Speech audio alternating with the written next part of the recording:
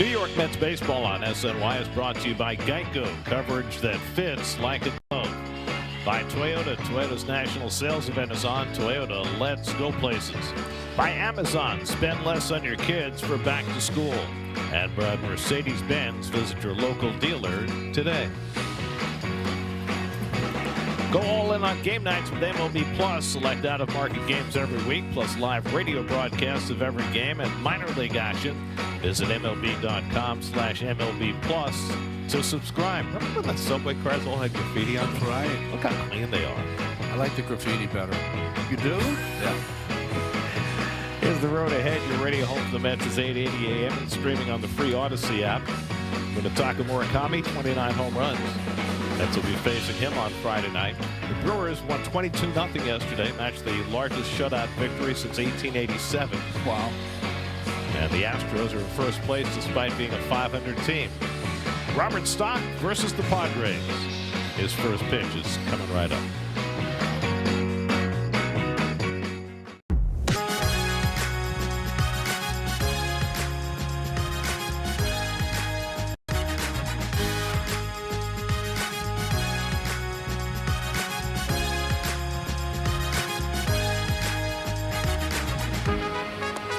Met fans have had a lot more to cheer about lately. 10 wins in the last 14 games. They've already clinched a winning homestand, sweeping the Nats and splitting the first two with the Padres.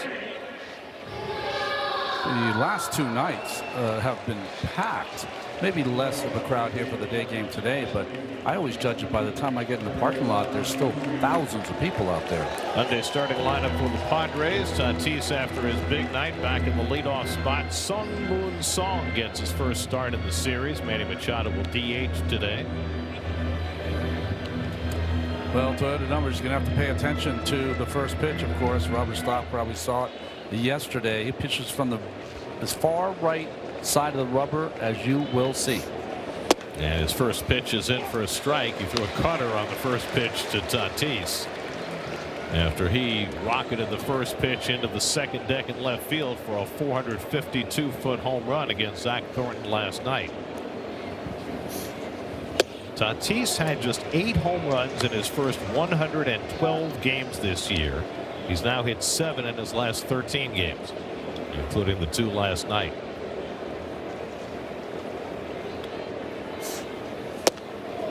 And Stock gets that cutter in for a strike at 22. See his foot.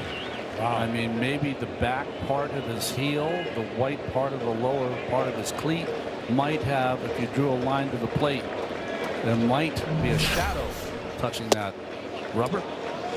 I mean, you have to be in contact with the rubber, don't you? Well, I think that the pitchers are trying to push the envelope, and unless the umpires take charge, I guess you can do whatever you want to do. That's as far to the edge of the envelope as you can get. He comes inside with the fastball, and it's 3-2 to Tatis. Cronenworth and Machado to follow. You guys remember Carter Capps, how he used to jump down the mound and not release the ball? Eddie House. Eddie House, yes. 3-2 coming. And that just missed for ball 4. Got to challenge that. Nope. No challenge. I think it might have been low. It's borderline. Gosh. Oh, and the defense by Genesis. I fell asleep there. Well, with Polanco down, Polanco really was just playing, was DHing, so there's really been no change except Beatty gets a start in left field. He's been starting, I think it's his 3rd or 4th time he started out in left field recently. Here's Jake Cronenworth, 3 for 7 in this series, riding an 8-game hitting streak. And he takes fastball on the inside edge for a strike. Cronenworth batted 9th last night against the lefty, back up in the 2-hole today against Stock, who threw a career-high 84 pitches in his last start against Washington. He gave up just an unearned run over 4 1/3. It's softly down to first, and Young will have to take it to the bag. For the first out as Tatis advances to second. So that's the first out of the afternoon. Is that about 26 miles an hour off the bat? It acted like a sacrifice bunt. That's what it was.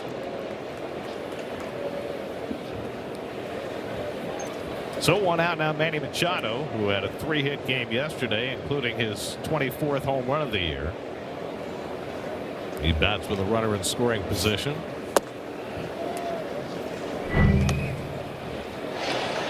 He swung the bat good. This is the home run. It was kind of the icer for the game for the Padres. Gave him that 3-run lead. His 393rd career home run.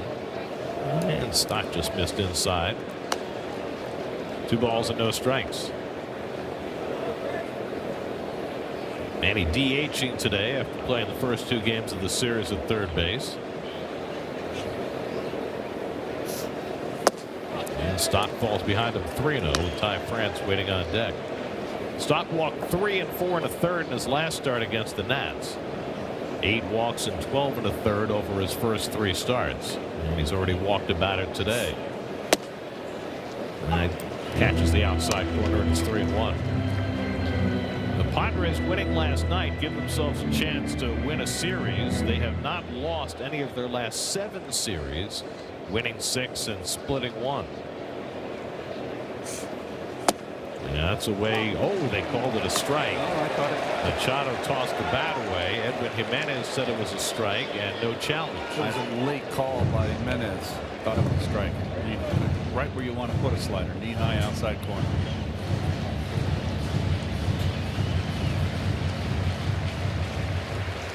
So a full count to Machado. Second full count for Stock. And he struck him out with high heat. Nicely done by Stock, coming back from 3-0 to get Machado for the second out. Well, he had him so worried about a way that pitch up and in just beat him. Sometimes you get away with the pitch. Stock wasn't trying to throw that up and in. He was trying to throw it down and away, but it worked. Now Ty France is 2 for 8 in this series. France has been a very hot hitter during this Padre hot stretch. Last 35 games, he's hitting .346 with a .968 OPS.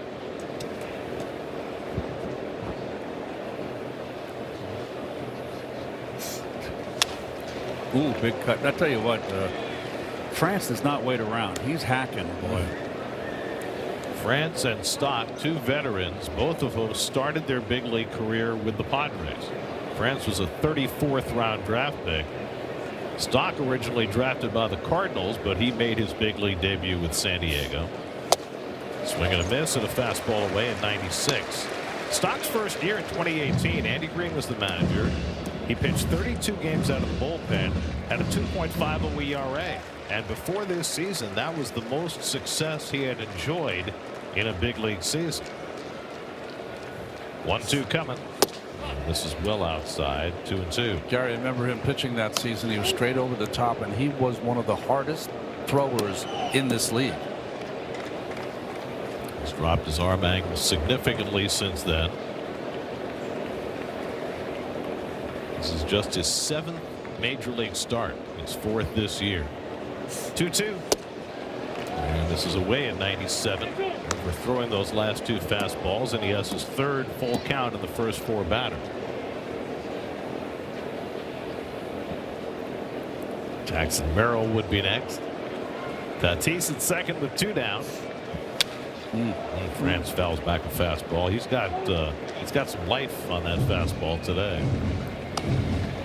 France has been fouling a lot of pitches back. He's got that little launch angle swing, not overdone, just slightly. And boy, that pitch above the belt, you got to just be perfect with your timing to square it up to get your elevation and your wanted home run. 17 home runs this year for France. So important today. And the flown away ball for us as Stock has walked a pair in the opening inning.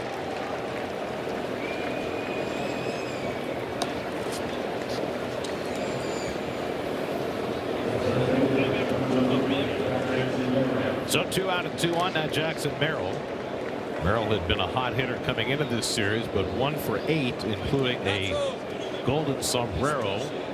0 for 4 strikeouts last night. Watch out for the hitter after the golden sombrero, and also this is a better fit for Merrill. The balls are going to be more down more into his swing. Remember, there were left-handers yesterday that he faced. Stock picks off the inside corner, 0-1.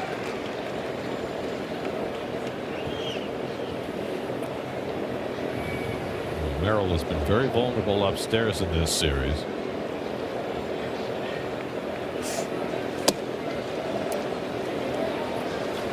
You know, he's vulnerable upstairs, and Stock has enough velocity to get him out upstairs. But with that sidearm delivery, it's very difficult to throw the ball letter high. Merrill fouled that cutter, and it's 1-2. Merrill's overall numbers haven't been really good, but he's hitting .294 this year with runners in scoring position. And that's really true of this entire Padre team. .238 overall, but .265 with runners in scoring position. Stock ahead of Merrill 1-2. Nobody covering. Take this stat for what it's worth. 29-17 during the day are the Padres, and they've won their last 7 in a row during the daytime. But how about daytime in the East? Because it's only 10 o'clock in the morning for them. I don't have their morning numbers. The last time they were scheduled for a day game was Sunday in Cleveland. They had a 3-hour rain delay. So they managed to wind up playing at 1 o'clock Pacific. Look at all those Padres. Fully invested. 26th pitch of this opening inning. And Merrill goes down in the changeup. Beautifully done by Stock.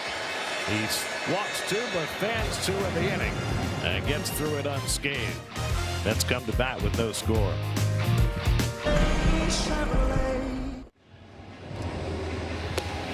On the starting lineup for the Mets today. Bo Bichette has been on fire. 2 doubles yesterday. Luis Torrens has been on even more fire. 5 home runs in his last 21 at bats. Well, Michael King, his numbers so far in the season, they have not scored him a lot of runs, although a little more lately. Mets 0 for 11 with runners in scoring position last night.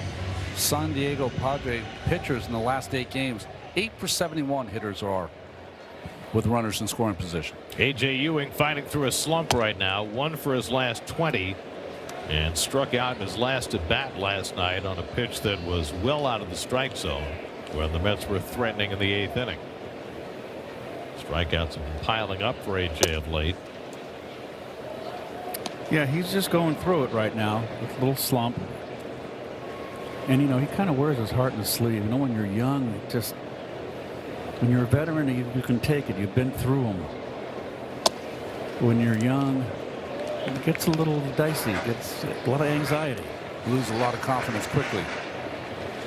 Michael King missed half the season last year with shoulder and knee issues. Pitched very well when he was available. This year he stayed healthy all year. Bounced off a changeup, 2-2 to Ewing. And for a time, he and Walker Buehler were the only healthy starters in the Padres rotation. They were having to shoulder a lot of innings because the Padres were running bullpen games the other 3 days. And so King is 9th in the National League in innings pitched. Poked the other way but foul.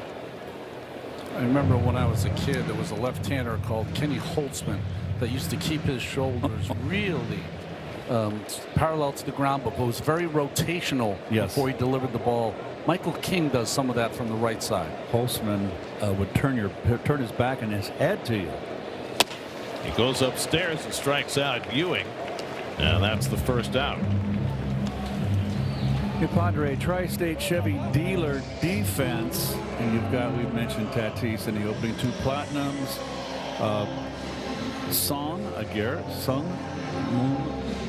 Song is that short third base? He gets the start.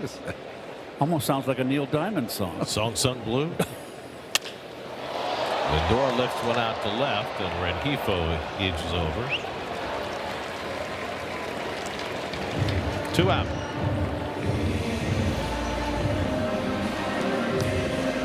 Lindor going with stirrups today? Are those real stirrups? No. I don't think so. Those look like stirrups. And they sure do. Old school. 2 out and nobody on. Here's Bo Bichette. Bo has the most experience of any hitter in the Mets lineup facing Michael King. 24 career at bats, a .292 average against him. Bo is 3 for 8 in this series. He's got a 6-game hitting streak going.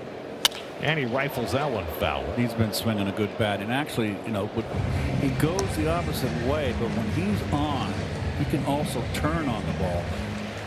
Normally, it's just the off-speed pitch that he pulls, but when he's red hot like he is right now, he's even on the inside fastball.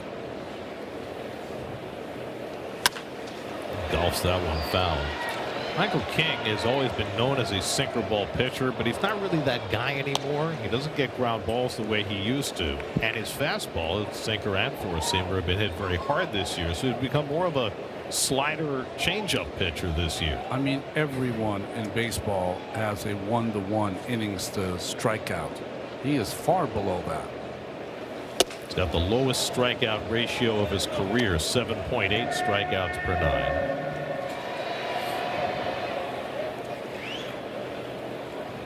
Using more of the changeup. It used to be, like you said, Gary, threw a lot of sinkers, a lot of sliders, 2 avenues. And Bichette gets tied up by that sinker. And King has a couple of strikeouts in the opening inning. No score.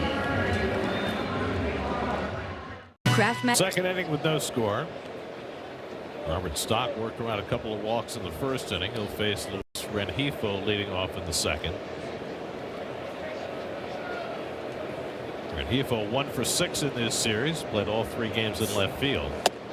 And takes cutter outside for ball 1. Rengifo came over after being released by the Brewers, and he has hit far better for San Diego, batting .313 in 29 games for the Padres. Lofts at a bunt, takes inside 2-0. He was on base 3 times in last night's ball game as well. Then subbed out for Bowen defensively late. Luis Camposano on deck, and then Xander Bogaerts for the Padres. And that misses below the knees, and Stock again working behind the count. That was the changeup right there that he threw beautifully to strike out Merrill to end the inning with runners on base. Didn't make that location in that pitch.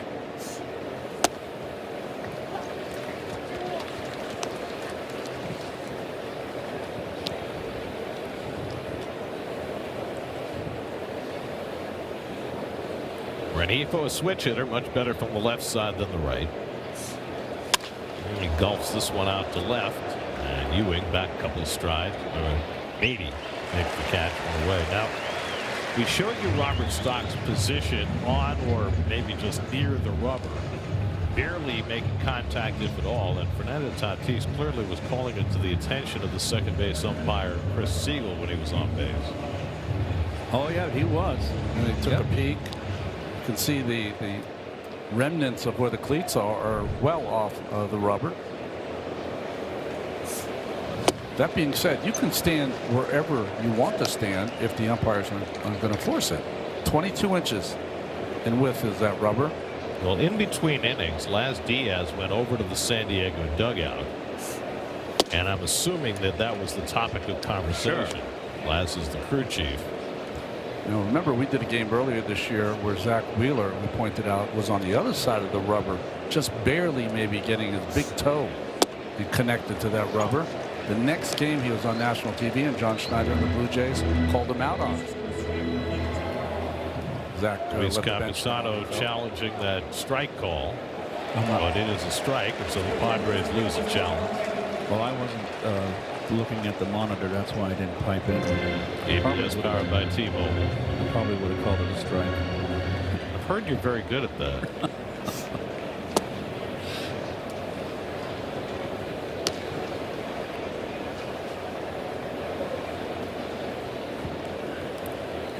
Nice. Another nice crowd. And another full count for Stock. That's 4 of the first 7 batters. I just feel that Met fans, they number one, they love baseball. They love the Mets, and I think that they like watching these young players out here. I think they're excited about it. Food's good too. I mean, City Field just won an award. They always win it. As the best ballpark eats. Yep, they always win it. They won it again. 3-2 to Camposano, and he pops one foul. Camposano missed a couple of months with a fractured toe, but he has been raking since coming back. It's only his 41st start. He's batting .305 with an OPS over 900. Xander Bogaerts on deck. And it's up and in for ball 4. So Stock has walked 3 of the first 7 hitters. So when you have a delivery like this, where you are dropping down, throwing a sidearm, as far as you can get on that right side of the rubber, makes it a little more difficult for the right-handed hitter. The ball's coming out of a place that they're not used to seeing the ball come from. He's a crossfire almost. Yeah. So 1 out and 1 on for Xander Bogaerts, and he takes cutter for a strike. It's been a rough go for Bogaerts. He's 0 for 7 in this series, 4 for his last 32, getting just .219 for the year. Signed for 7 more years.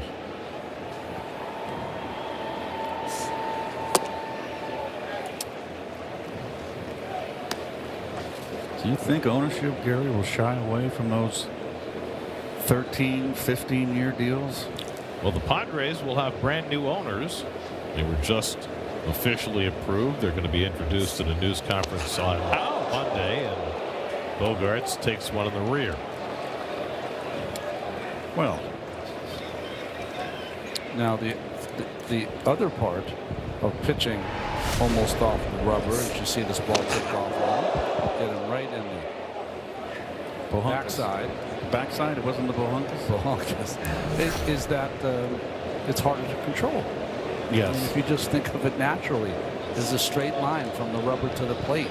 All the greatest pitchers in the game have concentrated on making sure that they're in that path, so the ball can drift to the outside corner or inside corner. When you're all the way over there, it's almost an unnatural way to throw a strike. So through 8 batters, Stock has 3 walks and a hit by pitch, and now the number 9 hitter, Sun Moon Song.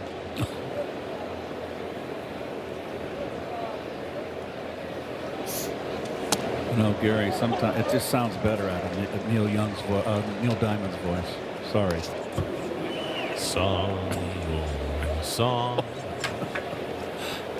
And that is a ball, so the Padres avoid being out of challenges in the second inning. Song is a rookie, 29 years old, played 9 years with the Kiwoom Heroes in the KBO before coming over this year. 34th game he started for San Diego. And now 2-0 to Song. Emil Jimenez calling balls and strikes. Eric Backus, Chris Siegel, and the crew chief Laz Diaz on the bases.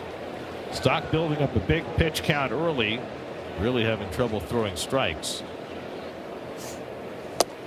There you go. He's now throwing 45 pitches, 44 pitches, 23 balls, 21 strikes. That's not a good ratio. You notice that was a sinker down and away. I always felt right-hand sinker ballers, when they fall behind, their bread and butter is their sinker away, down and away, and they feel they can get hurt the least. So I would always sit out there for that sinker and look in the opposite field gap. And catch the outside corner cutter. It's 3-2. Well, he could have challenged that out with a ball 4. So first time through the order, 5 full counts for Stock. Tatis on deck. Camposano at second. Bogaerts at first with 1 out. 3-2 coming to Song. And he lifts one to shallow right. Out goes Simeon, shading his eyes, coming in his bench to call. He's got the easier play, 2 out. Simeon lost it, so the sun was bothering him. Padres sitting in the 3rd wild card spot in the National League. Handled the breathing room last night when the Diamondbacks lost again. Well, the Diamondbacks reeling right now with the uncertain status of Ketel Marte. They had been rolling until Marte did not show up for a game. and they haven't won a game since. It's hard to fathom that he didn't show up. And they're saying he's dealing with a personal issue and a knee issue. Tatis lines one to left. Beatty has it measured, and that retires the side. So Stock for the second straight inning strands a pair to score. Only at Panera.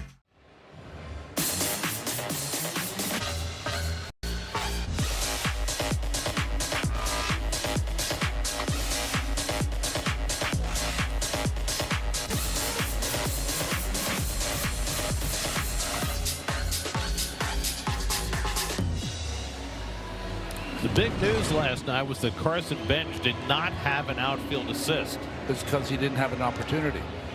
He had 4 assists in the previous 3 games. He was trying to become just the second player in Mets history to have outfield assists in 4 straight games.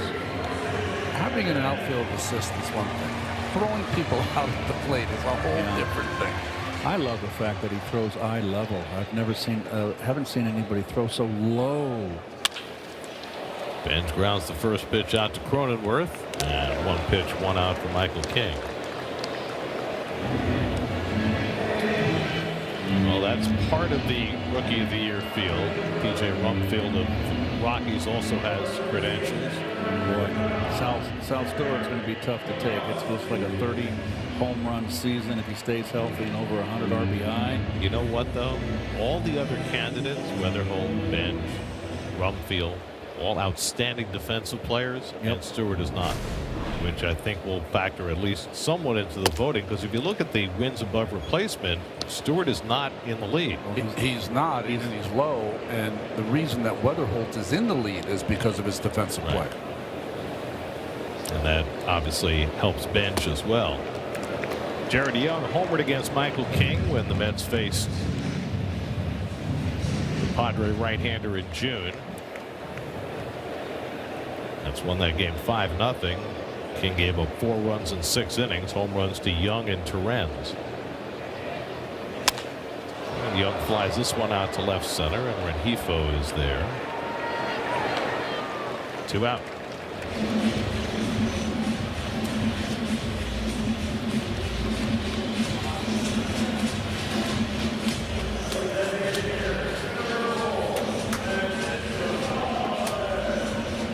So 2 out and nobody on now. Francisco Alvarez, and he's in a bit of a funk right now. 1 for his last 19 with 13 strikeouts in those 19 at bats.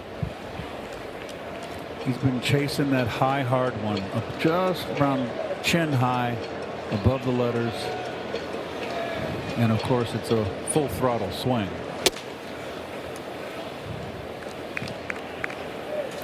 His timing is off too, Keith. Like it just. Everything looks a little out of sync. But he goes up there and he hacks, and he's dangerous. Well, he was rolling for a long time before this latest stretch. DHing for a second straight day to get Torrens into the lineup. And with Polanco now out for the year, that is something we'll probably see more of. At least until Juan Soto gets back, because I'm assuming when Soto comes back, we're probably going to be mostly DHing.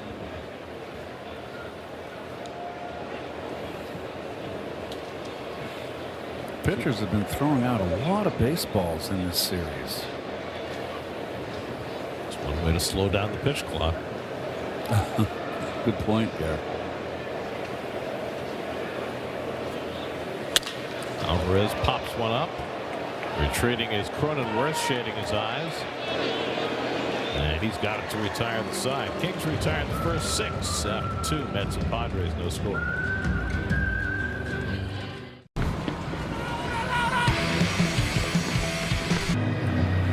Take your Mets fandom on the go with a Mets fanny pack.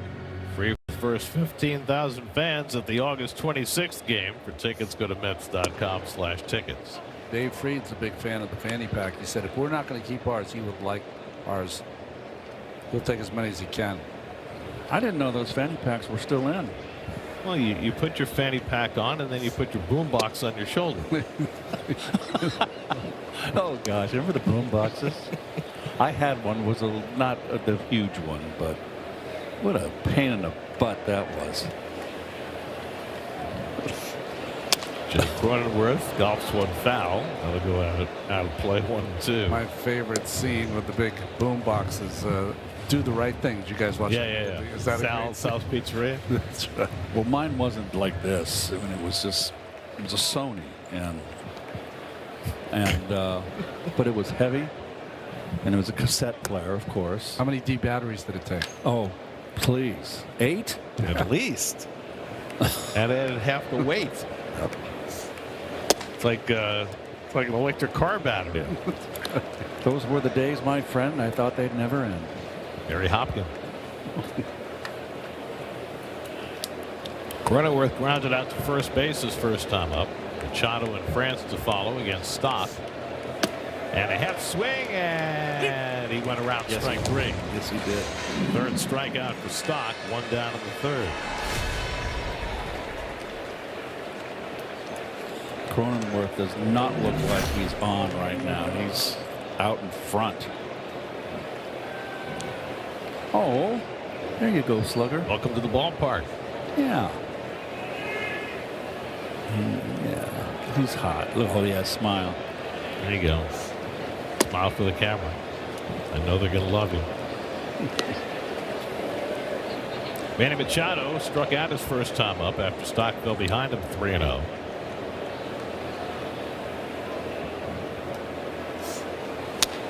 Fouls off that cutter, and it's 1-1. Robert Stock, born in Bellevue, Washington, right near Seattle. Went to Southern Cal, where he pitched and caught. Drafted as a catcher by the Cardinals. Changeup fouled off, 1-2.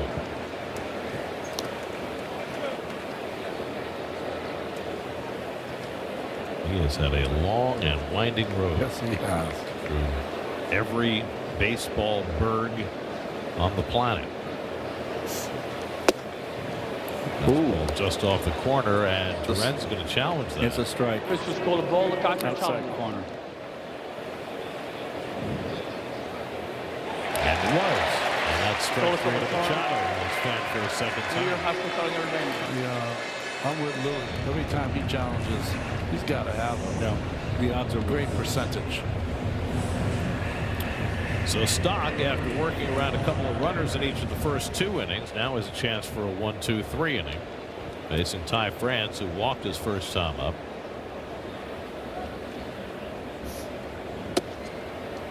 Sweeper misses inside for ball 1.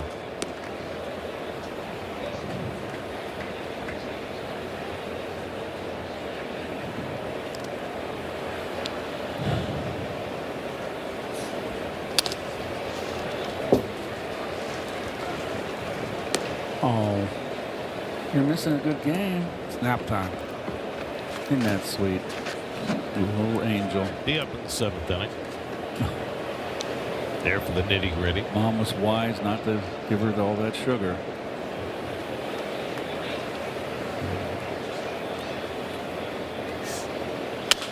France pops one up in foul ground. Torrens racing back.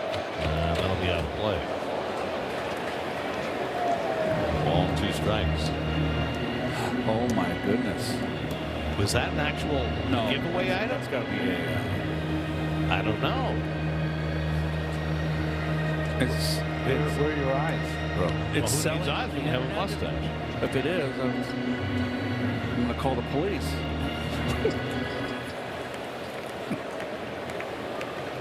They might be talking about a different Hernandez with a mustache. Plausible deniability. You cannot stop those people from using your Likeness. They just change it, and then they keep you chase them off, and they come back. They're like a rash. If you were a college athlete right now, name, image, and likeness would make you a lot of money. Well, You can't beat these people. They just come back on a different platform. well, especially now with AI, you can create anything on the spot. Yep. 2-2 to France. It's a little scary. I mean, We may not even actually be here. We could be AI creations. Who would know? Someone can get you in trouble doing an AI and having you doing something stupid. Yeah. I'll tell you, we weren't here last night. That's for sure. Gotta commend you, Gary. You were last night, Gary. We were just. We had a long day. We were just out for lunch. I was toast. I have long days too. I know, but you're like Gary Cohen. You're like Lou Gehrig, Cal Ripken, Matt Olson. You bring it every night. Can't Atlas, at some point he shrugged. And Stott strikes out the side in the third inning. Nicely done. Northwell Health has partnered with the Amazing Mets Foundation in support of the Sandlot Stars program dedicated to driving access to youth baseball, softball, and t-ball throughout New York. Northwell Health, raise health. Red Beatty leads off in the home third. Beatty has a home run in 5 career at-bats against Michael King. First appearance in this series for Brett. His playing time is diminishing. Flies this one out to right field, and Tatis shading his eyes on a cloudy day. He's got catch. He stumbled, but he didn't fall, Gary. Slipping, falling.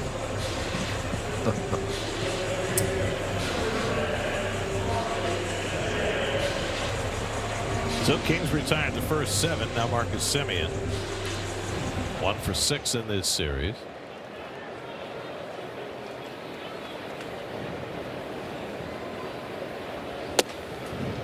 So Keith and I are honored today because generally August 19th is a day off for Ronnie.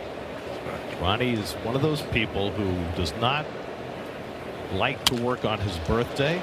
Semien flies this one to shallow right, and Tatis comes in to get it. So I was shocked when I saw your name on the schedule today.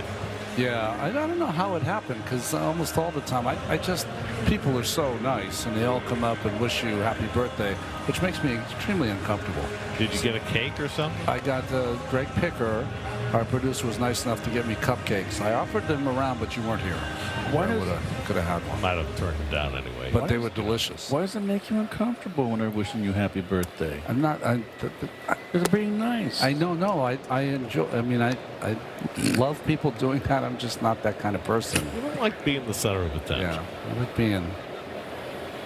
You're like a vapor man. He's stealth. He's a stealth guy.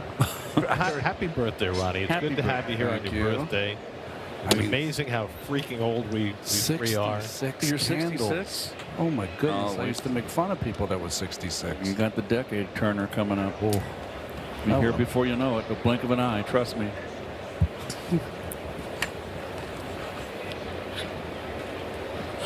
Give me some time to enjoy this one before I get to 70. Well, just remember, year 67 starts tomorrow. I know. I have the next 24 hours though are about, for someone my age, a dream 24 hours. Yours is in April, right, Gary? Yes. I'm watching the game. Not only am I watching a baseball game, I'm getting paid to watch a baseball game. After this, I'm going to go to my favorite red sauce place in the Queens. I'm going to take a car to the cabins at Baltusrol, which is an amazing golf course, and play golf tomorrow. Off to Chicago for dinner at Gibson's with good friends in Chicago. Gibson's. And then take a peek at the Chicago White Sox this weekend. Are you going to be exhausted by the time the game starts Friday night? No. I'm bringing it. You got to bring it because our man Steve. Lorenz really got whacked by that foul ball. Ronnie doesn't need a lot of sleep. Yeah, that's always been the case. But got to bring it for Steve. Let's see for Terence here off the right knee. That almost barely touched bat. So that's like taking a ball on the knee right from the pitcher. You know, we were on that thread with our good friend Lee Lipton. Yeah, He is now the ambassador to the Philippines. So he's around the world. It's there when they're in daytime, we're in nighttime. We were on a three thread with Lee. And my phone notification for my text went off at 5 in the morning. I'm going, who's texting me at 5 in the morning? This is not good. Yeah. It's off the shin. Well, what happened is that it barely deflected off the bat. So, you know, you're looking at a 95 plus. Let's see. Getting him right above the right knee, I thought. Oh, it's above the knee.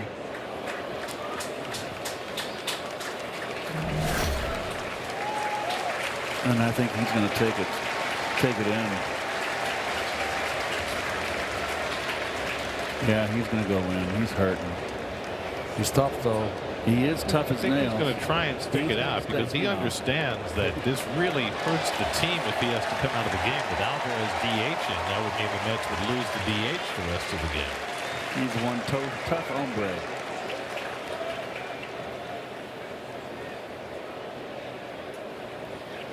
He's going to gut it out. Not surprised. He's everything you want in a ball player, Mr. Torrance. That's his back foot too, where you got to plant with your foundation. Well, the way he's going after fouling that ball off his knee, he might just hit a home run. You never know. Can he get around? He's got 5 home runs in his last 21 at bats. Now he's going to have to get behind the plate and squat, and that's going to be difficult.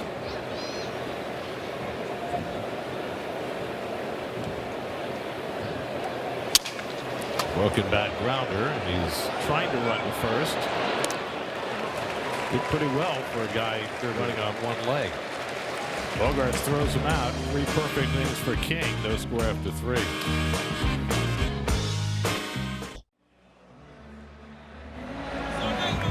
Robert Stock struck out the side of the third. I mean, right through the heart of the order. The check swing from Cronenworth. The perfect pitch against Machado. That ball was cutting against France. Throws away his bat in anger. Pitching decisions presented by Sage, the official finance software partner of Major League Baseball. Neither team has a hit through 3 innings. Jackson Merrill flies one out to left field. Brett Beatty's had a lot of work early today. 1 pitch, 1 out for Stock in the 4th.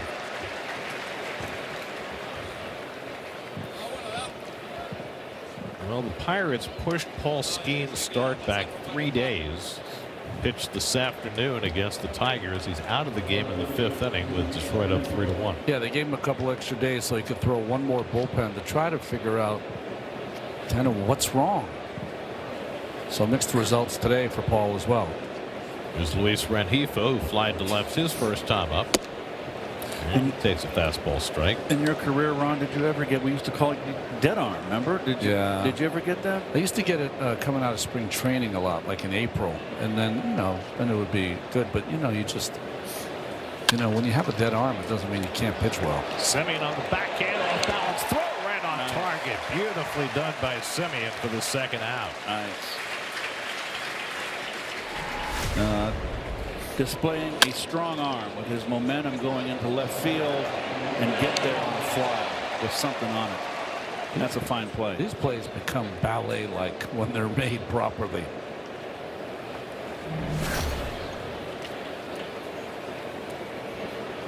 So Stock, who threw 65 pitches over the first 3 innings, has gotten 2 outs on 3 pitches to start the 4th. Luis Camposano went around on that half swing. 0-1. Camposano drew a walk his first time up. And swings and misses at a cutter, and it's 0-2. So Stock, who had trouble throwing strikes early in this game, all of a sudden is filling the strike zone. He's retired 7 in a row. And make it 8 as he gets Camposano. That's 6 strikeouts for Robert Stock, a new career high. Stock is rolling. The Dow is up.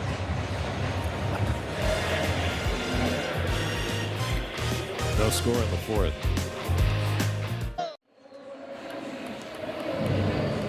The White Sox have lost the first 2 of their series to the Cubs.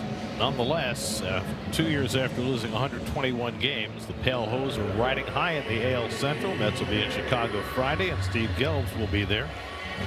Yes, I will be, Gary, and I hope that you will be enjoying your weekend away. But you mentioned the White Sox and the turnaround. It's been remarkable. It really has. They already have more wins this season than they had in any of the last 3 seasons. They are looking to become the first team in Major League history as that one bounces off the bag and into center field for a base hit from A.J. Ewing. But they're looking to become the first team in Major League history to make the playoffs after losing 100 games in consecutive seasons the 2 years before. And they're really doing it with offense. I mean, they're hitting home runs. They've hit more home runs this season than they hit all of last season already. They are the only team in Major League Baseball with 3 players of 25 or more home runs. Miguel Vargas has 28 home runs this year, had only 29 in his previous 4 seasons combined. Of course, Munetaka Murakami with 29 home runs, and Colson Montgomery has 26. The starting pitching hasn't been great this month, but the offense has continued to roll. Their best starting pitcher has been Ronnie's homeboy, Sean Burke, who will be pitching against the Mets Friday night. Yeah, Friday night from Massachusetts, from my high school. Can't wait to see him. Francisco Lindor trying to drop down a bunt. So A.J. Ewing used the second base bag to his advantage to pick up the first hit for either team.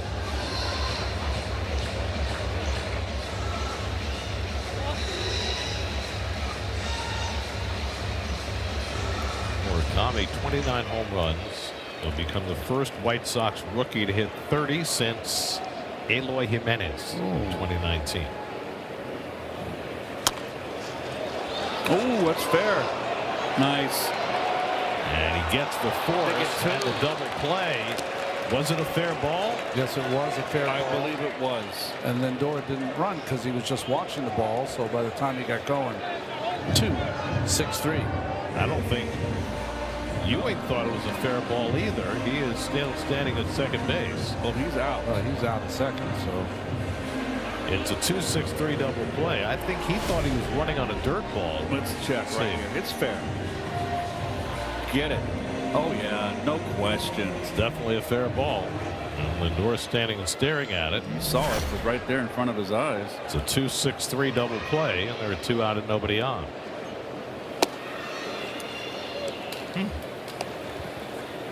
Well, things happen on day games, Gary. Very interesting. or things don't happen on day games. Generally, things perk up around the 6th inning. You were mentioning Murakami. He's a left-handed hitter. He hit one off the scoreboard in Wrigley Field yesterday. No. Halfway up the scoreboard in left center field. Wind's blown out. Still. I understand. It's a bomb. Remember in the offseason, there was all that conversation about whether his power would translate. I think he's answered the question. Yeah, no, he has light tower power.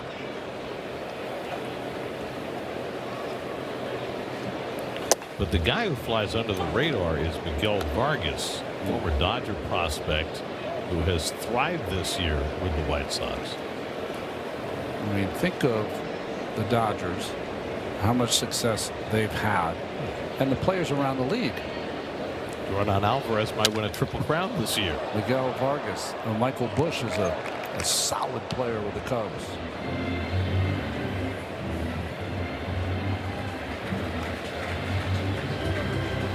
Three and two to Bichette with 2 out and nobody on. Both struck out his first time up on an up and in fastball.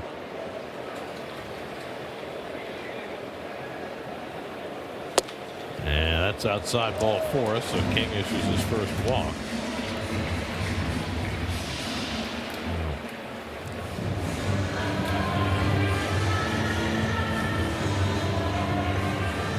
Tigers have won that division 12 of the last 13 years.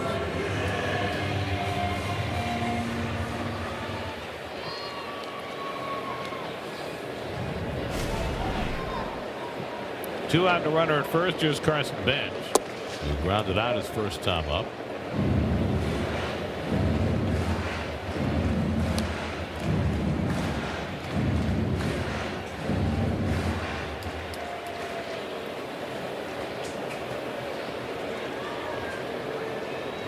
Okay.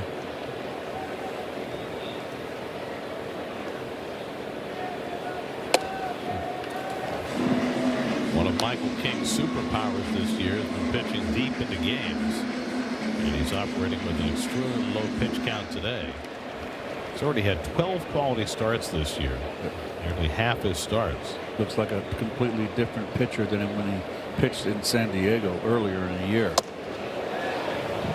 And one around with a changeup. Wow. It's 2-1. We used to always say that on getaway day the umpires might be a little more aggressive in the check swing, but that's certainly not the case you would think anymore, but they're aggressive today. Well, when you start to be able to challenge the check swing, that's when it'll change. No. I mean, that's all we need is another thing to challenge. Well, they're working on that in the minor leagues now. If we keep working on it, we might be able to get back to the 3-hour game. These people need to take a break. They need to go lay on the sofa, watch an old movie. I mean, just think, you have to keep track of mound visits, ABS challenges, managers challenges, step offs. Umpires can challenge on their own. Crew chief reviews. Yeah. And turns out of the way. That ball was not that far inside. 3-2.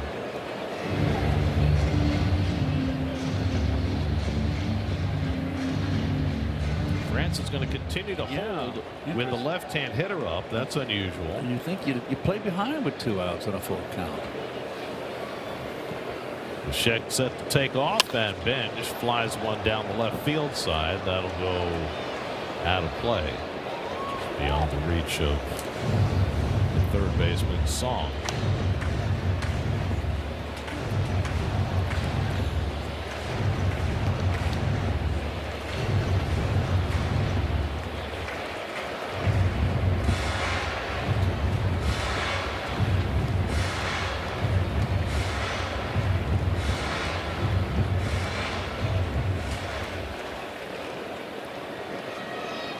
Now they're playing behind Bichette. And Benj drives this one down the left field line, slicing toward the pole. It's out of here!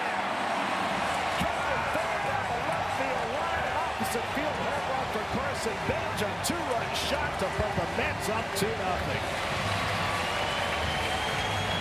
15 home runs for Benj, and the Mets break the ice with a long ball on the 4th. 2-out walk.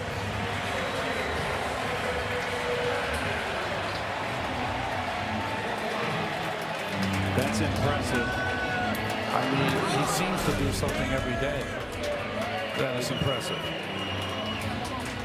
Sinker that didn't sink, and he went right with it. Clearly fair. I mean, he's got a great shot at 20 home runs in a rookie season.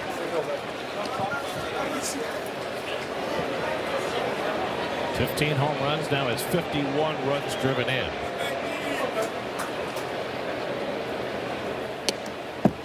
I think he's going to chase Weatherholt and Stewart down. I really do. If he keeps playing the way he's playing, with his 15 home runs, that's the 4th that Benj has hit to the opposite field.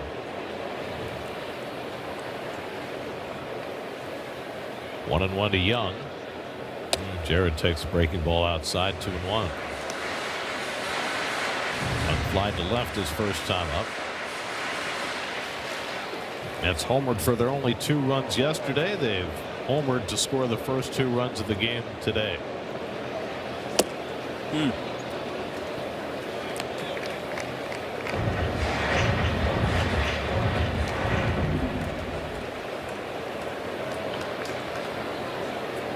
Jared Young over his last 34 games hitting .320. He rips that one into right field for a base hit. Reached down for that changeup and hooked it into right. The Mets have their 3rd hit of the inning. Nice hitting by Young there. Stayed back. Let go with one hand. We'll get a little more extension on the bat. Well done. Ball's up instead of down. Well, King got that break on the ball right in front of the plate that he turned into 2, but ever since then, he's lost his way. Ruben Niebla, the veteran pitching coach, out to talk to King.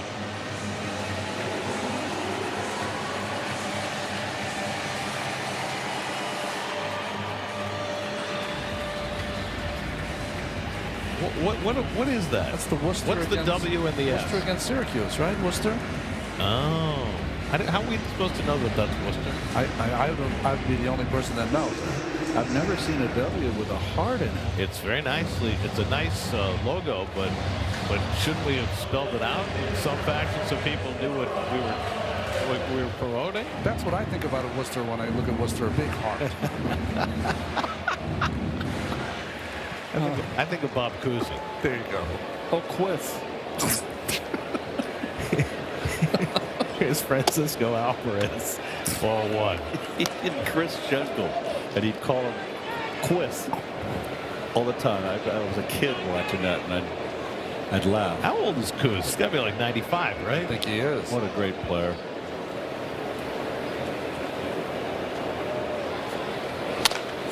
The guy who invented the behind-the-back dribble. Yes. Behind the back pass. That too. Yep. I mean, before there was Pete Maravich, That's right. there was Bob Cousy. Kuz is a New York guy, though, isn't he? Yeah, Yeah. but he played at Holy Cross. That's right. They had some great teams in the 40s and 50s, as they did here in New York as well. But a lot of the New York kids went to Holy Cross. Bob Cousy last week turned 98 years old. Wow. Alvarez lays off that sweeper, and it's 2-1. Kings sailed through the first 3 innings, 9 up, 9 down on 31 pitches. This has been a whole different experience in the 4th. Second time around the batting order. Young at first with 2 out. And Alvarez takes that one out of the strike zone. It's 3-1. Brett Beatty waiting on deck.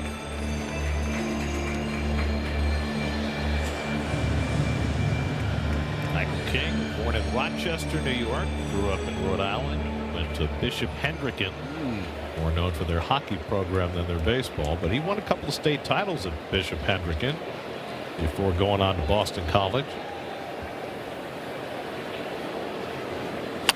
Ground ball right back to King. And the soft toss to first retires the side, but Carson Benja's 2-run homer puts the Mets in front. Your Ford 5th inning recap. Robert Stock has 1-3 but hasn't allowed a hit through the first 4 innings. Carson Benja's 2-run homers put the Mets in front. And now Robert will try and take stock in the 5th inning against the 8, 9, and 1 hitters. Xander Bogaerts was hit by a pitch his first time up. And takes first pitch sweeper outside for ball 1. Bogaerts, then Sun Moon Song and Fernando Tatis Jr.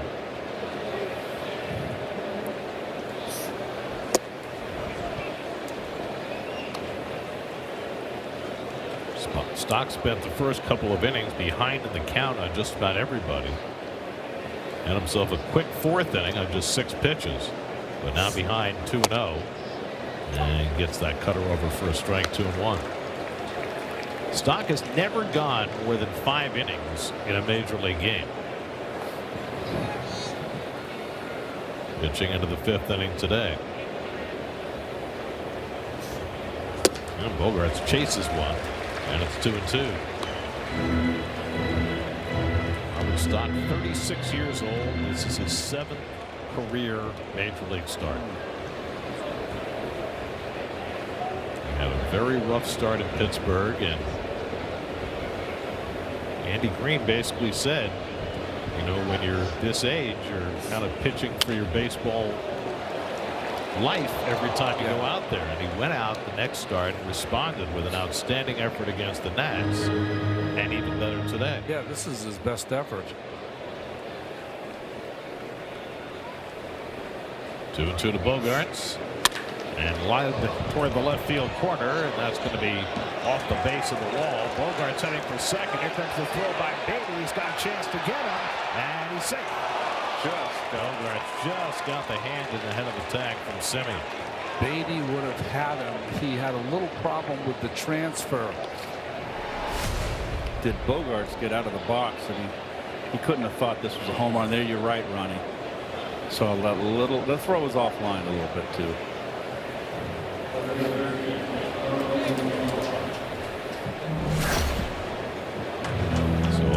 double for Bogarts. The first hit Stock has given up today.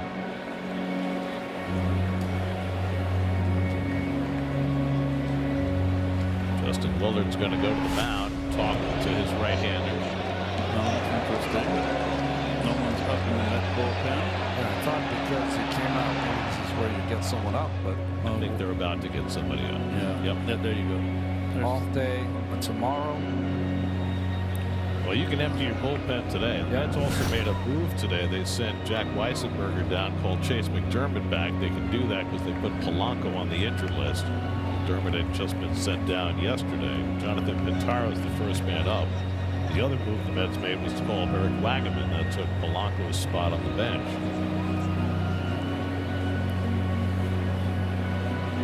So now the number 9 hitter, Sun Moon Song, steps in. He flied out to right his first time up. Got to be aware of the bunt here.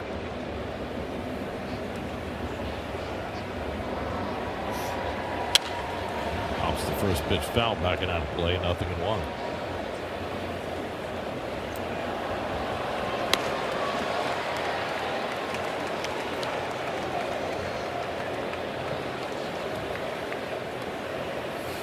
Fernando Tatis Jr. waiting on deck.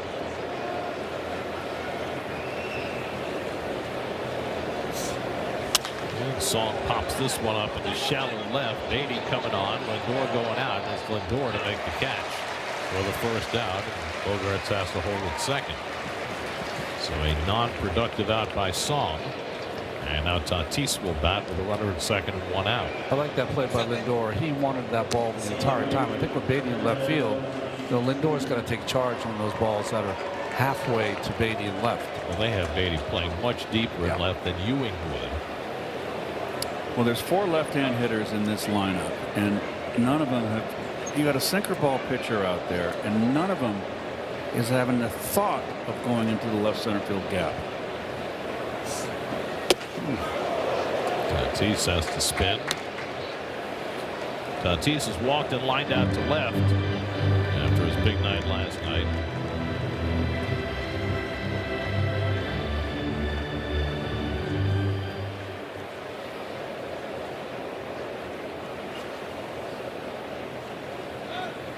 Stock takes a look, but nobody covering.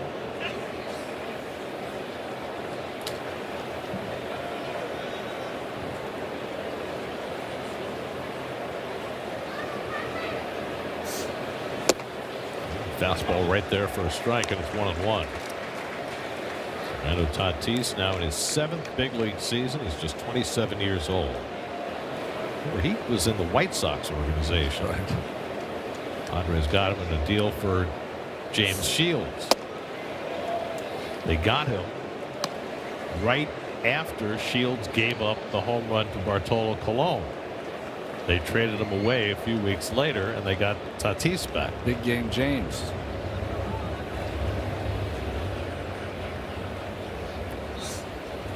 Tatis drives one to right set to a left center field. Back in the gap, Ewing, but he's not going to get there. It short hops the wall.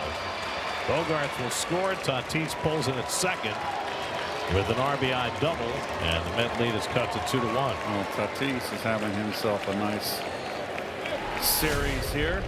This is a bullet to dead central. That was what they call a frozen rope right there. I mean, Ewing had no shot. And that's going to be it. So Stock, after throwing 4 hitless innings, gives up a pair of doubles in the 5th. Met lead is 2-1. He will exit, and Jonathan Pintaro will come in. Called the bullpen, brought to you by Nissan. Shop NissanUSA.com. Discover. Own the heartwarming Space Odyssey, Project Hail Mary, now on 4K UHD, Blu-ray, and DVD. Ryan Gosling stars as a science teacher who must uncover the mystery behind a force threatening Earth's sun. And an unexpected friendship may be humanity's best hope. Well, that sounds electric there, Gary. A little anxiety. Jonathan Pintaro on the pitch. Jake Cronenworth takes a fastball up and away. Tara went inning in the third in the first game of this series. No runs, 1 hit. Cronenworth 0 for 2 today. Grounded out and struck out against Robert Stock. And a half swing on the cutter, and he takes a strike, 1-1. Stock threw 83 pitches over 4 in the third. 2 hits, 1 run so far, 3 walks, 6 strikeouts, a hit by pitch.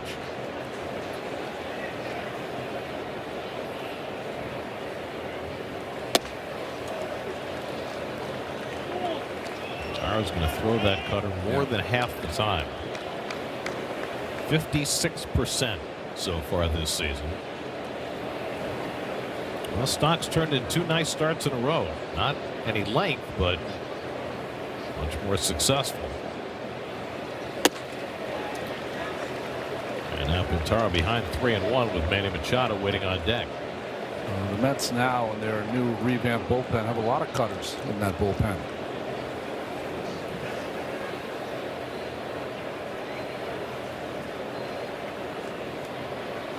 And he walks Cronenworth. And now there are 2 men on for Machado. So not an auspicious beginning for Pintaro. Didn't you say that Whitey used to make him crazy? Yep. Keith, when the reliever would walk the first hitter he faced? Well, you'd be either traded or on the first bus back to Syracuse if that was the AAA team. I think it was Louisville back then. So now Manny Machado, who struck out twice in this game, swinging in the first, looking in the third. And Pintaro misses away with a fastball. And Stock began this game having trouble throwing strikes, and Pintaro has begun his tenure in the game the same way.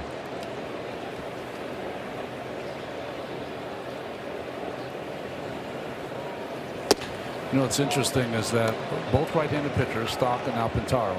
Stock, when he was in there, Ewing was shading him to left center, but now a different right-handed pitcher, maybe because of the cutter, Ewing is shading him to right center.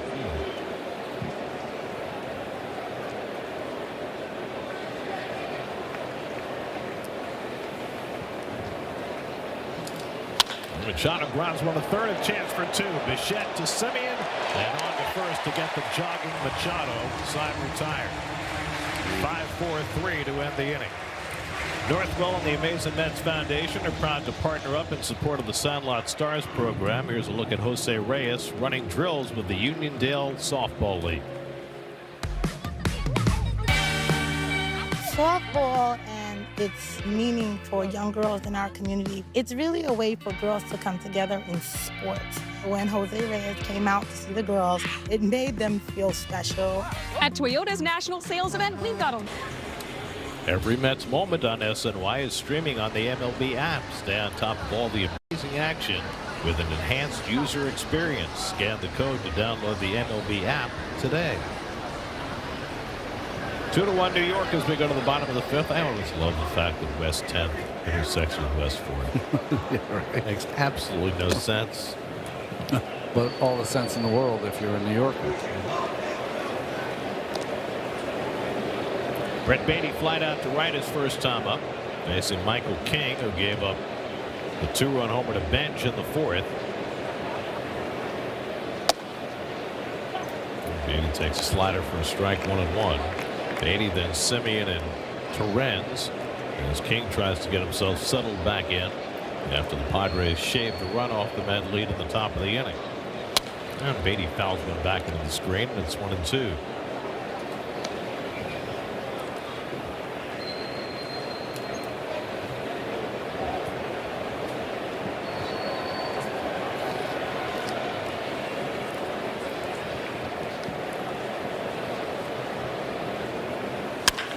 Beatty pots one to deep center field. Back goes Merrill to the warning track. Back at the wall, he makes the catch with his back against the 8 in 4:08. Beatty just missed one away. Boy, that made a loud sound off the bat. Top of your screen, watch your center fielder. That's a long way to run, and he's got to make a dodge to the little dart to his left. You're right. But good recovery. Nice play.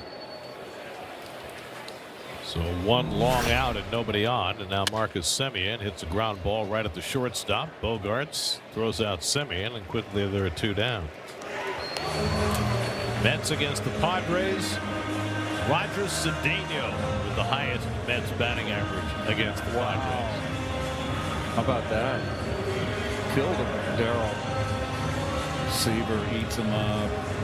I mean, the rest are the usual suspects, but Roger Cedeno, his 1999 was just spectacular because the Mets had both Cedeno and Ricky Henderson that year, and Ricky was a great mentor for Cedeno.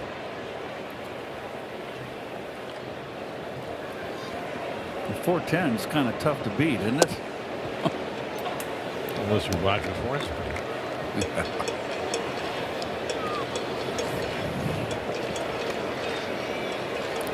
Mr. Renz broke his bat and grounded out his first time up after almost breaking his knee earlier in the at-bat. And somehow he was able to stick it out. He's tough. I'm thinking that sometimes when you get hit on the side of the knee, your leg goes dead. Yeah, maybe. And maybe that's what happened. He caught him like so far high in the knee. It's not only the knee, but kind of the quad. You get like a Charlie horse. He got it more in the meat. He was lucky he didn't get it off the patella, the bone.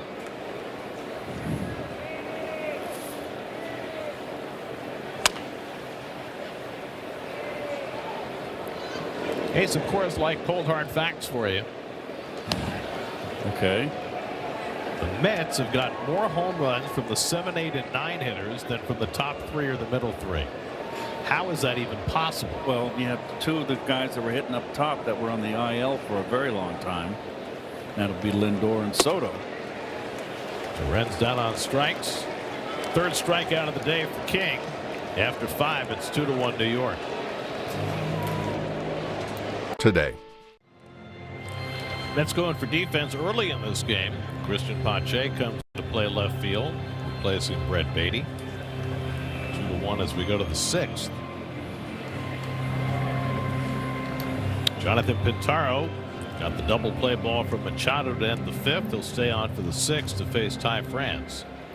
Robert Stock went 4 1/3, 1 run, 2 hits, lowered his ERA to 5.40 through his first 4 starts. France takes first pitch cutter for a strike. France has walked and struck out. Mets have walked 4 and hit a batter, but given up just 1 run.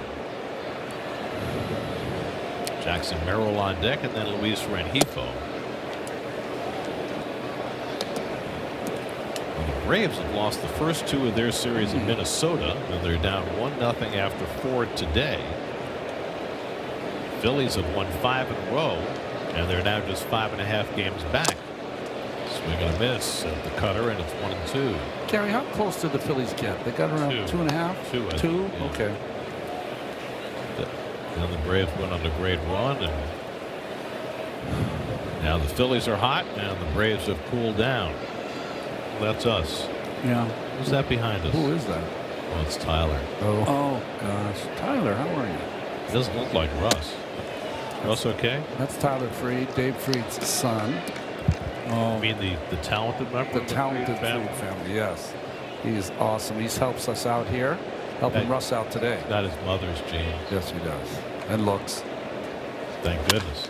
Driven the other way by France. That's going to go into the right field corner.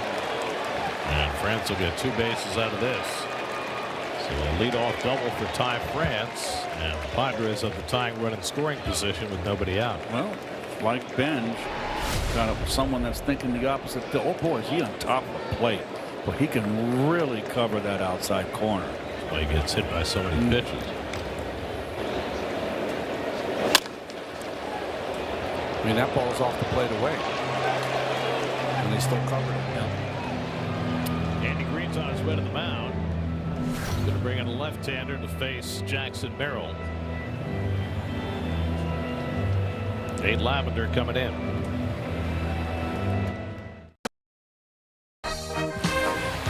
Baseball around the globe. Wow. Got the ox in the background. That's outstanding. And no ABS there. Oh, the ABS is the guy calling balls and strikes. That's a nice shot. Okay. That's an awful big glove on that young man. Wiffle ball. Look at the bat. The bat. And that's innovative. Anything could be a bat. Nate Lavender in to pitch to Jackson Merrill. Lavender's major league career has gotten off to a spectacular start. Perez is going to challenge the ball call on that first pitch. It's a strike. And not pictured on your screen, it was called a strike. There it is.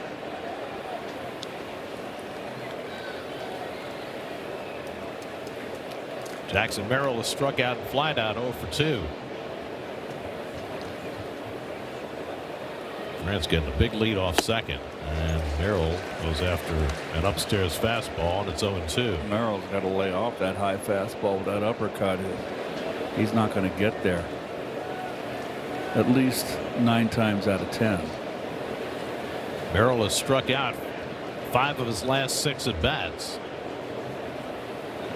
And now 6 of 7. Lavender makes quick work of Merrill for the first out of the inning. Doesn't advance the runner. Padres fighting for a playoff berth. There's been a 2-run game, 2-1 game, a 1-run game. In the 6th, boy, you start thinking at this time of year, you start doing the little things to help win ball games. Nate Lavender has been in 6 big league games, has allowed no runs and 1 hit. No Met has ever done that in the first 6 games of a career before. There's Luis Rengifo turning around about right-handed, and he takes a strike.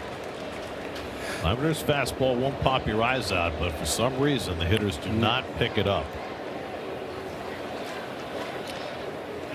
Rengifo hitting just .207 as a right-hand batter. France at second and 1 out. And a swing and a miss at a fastball away, and it's 0-2. I think he's got a little lower release point, Gary, as well, Lavender, and I think that helps his kind of effective velocity. I bet you he's got a lot of backspin on that 4-seamer. Also has great extension coming down the mound, Yep. which improves the perceived velocity of his fastball. He's thrown 5 straight strikes to start his outing. Keep that fastball upstairs.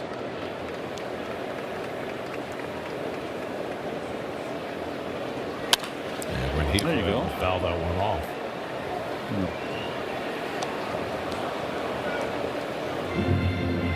Each team with only 3 hits. Mets got a 2-run homer from Bench. Padres got an RBI double from Tatis. Pintaro went 2/3 of an inning plus 1 batter in the 6th. 1 hit, 1 walk. And Rengifo is down on strikes. Back-to-back punch-outs for Nate Lavender. 2 down. Up and away. And my beautiful balloon. It's Right, funny, 3. Gary, what you were saying before. A lot of frustration when the hitters leave the batter's box, like they can't believe they swung and missed. There's Luis Campusano, who has walked and struck out. Takes first breaking ball from Pintaro for a strike. Nate Lavender could have been up with the Mets as early as 2023. But arm problems have set him back a couple of years, and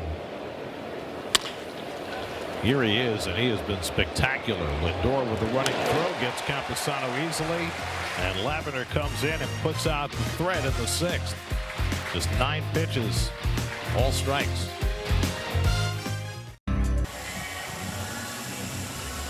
Well, the grill's a lot cleaner than the one we showed the other night. Looks pristine. Yeah. Ready for some good burger action. Yeah, this young lady is more in charge, taking care of that grill. Way to go. Got the pickles and the tomato and all the fixings all prepared, ready to go. The meat's a little bit thin. You need to double up on it. A.J. Ewing leads off and rolls one to the right side. France ranging wide. It's thrown right on target to King for the 3-1 putout. You know, I went down to the clubhouse today, and I went down for one reason. I wanted to talk with AJ, and because he's been struggling. You know, he has that look right where you feel he's getting down. And I kind of offered advice and unsolicited. And I just said, you know, don't worry about getting jammed. Don't worry about your swing. Your swing is fine. You've just been pulling off. And that's all it is to it. And, you know, you're getting that pitch away, and you've been facing a lot of left-handers of late. You've been taking a lot of fastballs away. I know you like the ball away, and you're taking it. That's into your strength. Don't worry in. And I said, the pitchers are out there making a living. They're going to jam you once in a while. The heck with it. But they're going to, I go, I'll tell you one thing. From my experience, those left-handers love that outside corner. So just work in BP over the shortstop's head and bring it back a little bit and keep that shoulder in and drive it over the shortstop's head. And BP, when you can do that, into left center field, and it'll come back to you. And what was AJ's response? I said, I hope I haven't, you know, gone out of bounds here. And he goes, no, thank you very much. So the door down on strikes for the second out. I just felt compelled to do that because I think this young man, I said, you're going to be here a long time. You're doing great. And you're going to come out of this. And it's not going to be the last time something like this happens. So, I mean, beautiful paternal voice that you use when you're offering this kind of advice. Little pat in the back. He's a fine player. He's going to be fine. You wish you had someone to do that, right? Well, I had Lou. Yeah. Pay it forward. Bo Bichette walked and scored his last time up. Michael King looking for yet another quality start. He's already had 12 of them this year. Well, Ewan's got a hit today. That'll make him feel a little bit better. He got a nice base hit up the middle. Sure, Keith's talking a lot to do with it. I don't know about that.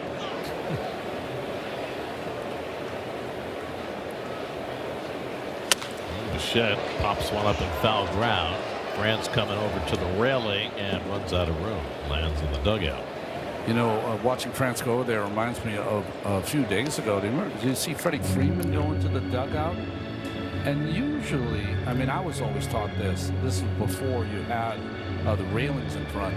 But at Shea Stadium, there was no railings. And I remember once I caught Darren Dalton, who came flying into the dugout because you felt as though you wanted to try to protect them if they were coming into the dugout hard.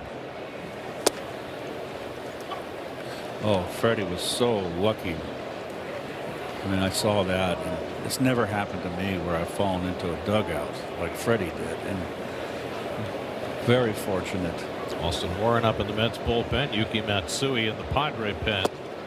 Full count to Bichette. Well, it used to be you were taught not to protect the opposition players. I don't know. I never felt like that. You know, if they're going to go there, you didn't want them to fall into the dugout. I caught Dalton, kind of hoisted him back up. I said, darn, you're heavy. He goes, all muscle, bro. Almost.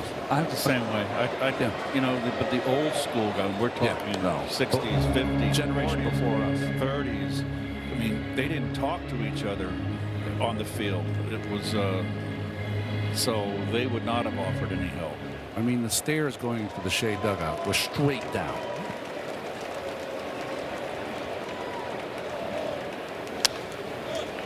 You know what I used to do in the pop-ups at Shea at the dugout was I would race there as fast as I could, look at the top step on the level of the field, and then I put my other hand up, my left hand up, and the top of the dugout, on the facing, so I wouldn't fall in.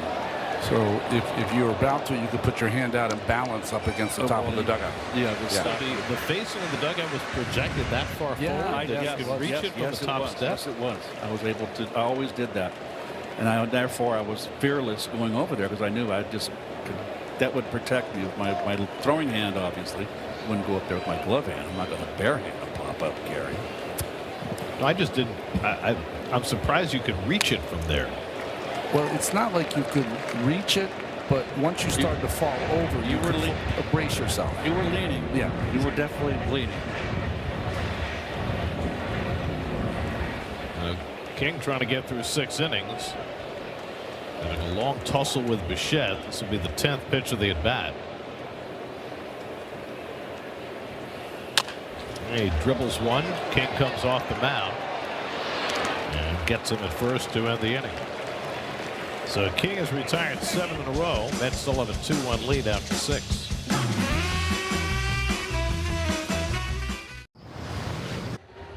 Seventh inning, Austin Warren, who's been on the sidelines for 6 weeks with a forearm strain, comes back in a high leverage situation. Rushed right back in. You know, he was so good all season long. His last 2 appearances, he gave up 9 runs in 2 innings. Really tells you he was pitching hurt, and that's why he went on the IL. They'll get 8, 9, and 1 in the order for the Padres. Bogart, Song, and Tatis in the top of the 7th. Oh, he knocked his mask off on his back, taking his bat back. I've never seen that. Luckily, the ball wasn't on its way. He must be very deep in the box. Bogart's doubled off the wall and left and scored the only Padre run. And he swings and misses at the first sweeper from Warren. Here we go.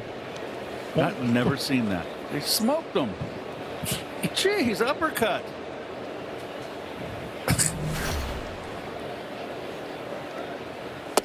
And Torrens is getting battered today. You know, part of that is that the catchers set up so close behind the hitter now compared to where they did 15, 20 years ago. Because they feel as though they can frame it better like that. And it's 1-2 to Bogarts. That missed. Pitch was going to try the body column. Outside.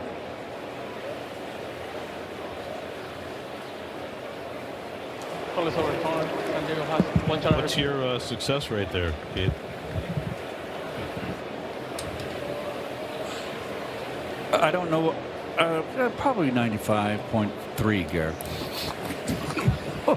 Thank you for the precision statistics. And now Warren behind on Bogarts, 3-1. Did you ever get tested for your eyesight when you were playing? Yes, every year. Yeah. Yeah. 1 year I tested with the Ted Williams eyes. What was that? 1420 or 2014? I don't know what it is. Do you know, Gare? 2020 is. Mid-20 is normal. But 2015 is off the charts. Okay, so I did do one where 1 year I was only 1 year out of 17 years counting them. Well, 20 counting the minor leagues. Did you have a good year? I must have gotten a good night's sleep. Swing and a foul tip, strike 3. And Bogart's down on strikes to start the 7th. And for all those steady diet sliders, he came up and in with the little running cheese. Yeah, came in. Warren's a bulldog out there. I'm glad he's back. Got down, said hello to him too. Now Sung Moon Song, the number 9 hitter, yanks one foul on a first pitch sweeper. Swung his fly to right, popped a short 0-for-2. I know we're honoring Carlos Beltran in September, and he always had those drills to try to prove his eyesight with numbers on the balls, different colors on the ball, recognition of colors and numbers. Right. To train his eyes.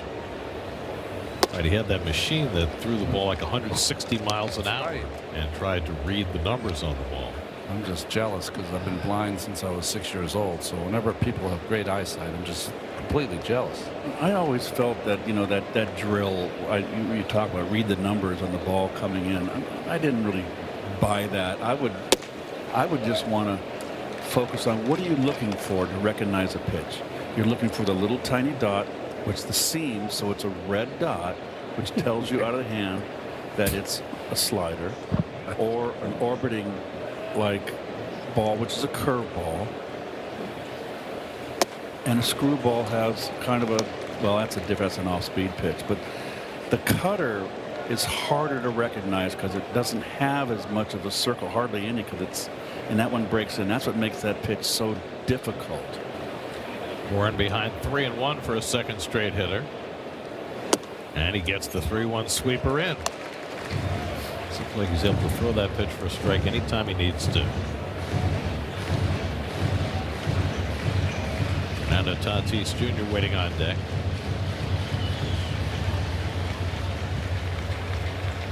got to have this out. Have to. Before Tatis comes up. 3-2 to Song. And he struck him out. Second straight hitter that he has set up with breaking balls and struck out with a fastball.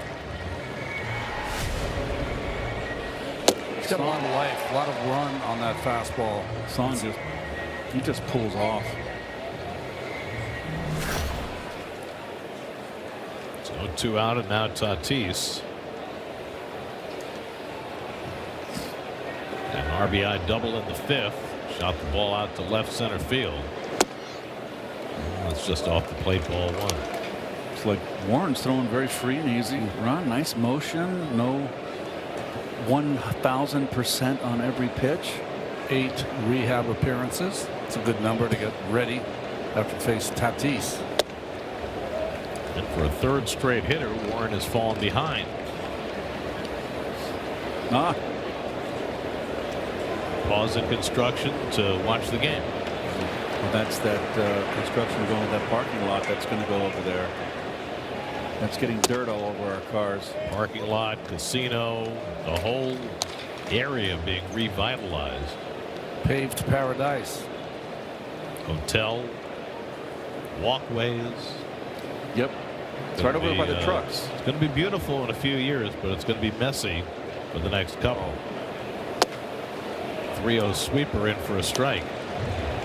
What's it going to be? An 8-floor parking garage? Is that what they said? 8 stories? And you get to park right at the top?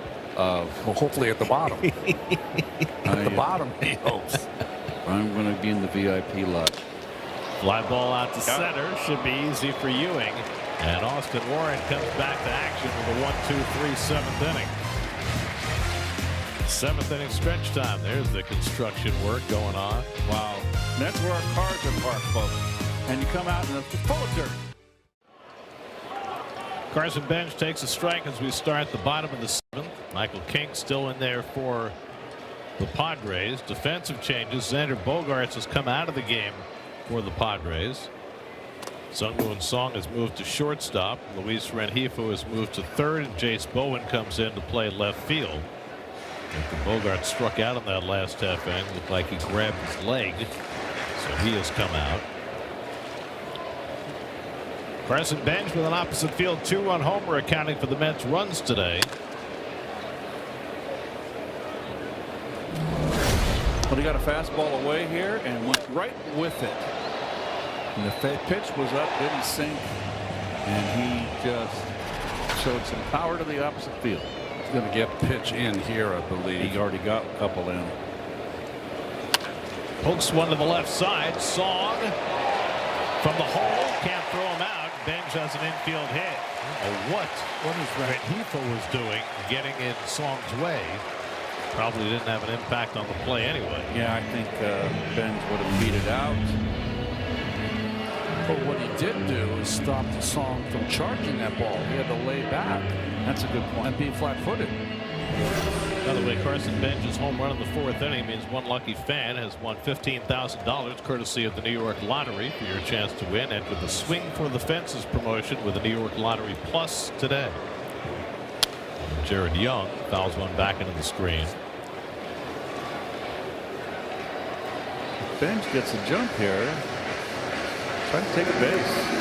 It's a 2-1 ball game. King has been hard to run on this year. 6 steals, 7 caught stealings with King on the mound. Short lead for Bench, and a look at first by Camposano. Ball 1 strike. Just Bogarts after he struck out. Grab his leg. Oh.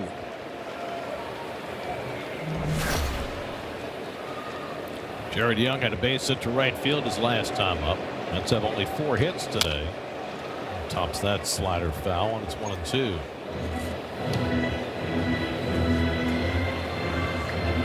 Well, the Padres used their best 2 relievers, actually their best 3 relievers yesterday. Adrian Morejon threw 38 pitches, so he's not available. So King, giving this from length, certainly helps them out.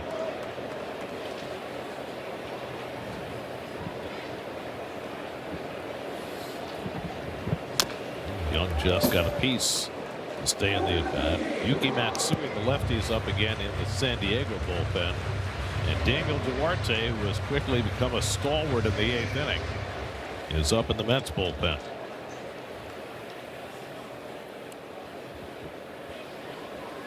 One and two to Young with Alvarez on deck. And Young flies one to right field, coming over toward the line. Tatis shading his eyes as he goes. And he's got it on the way.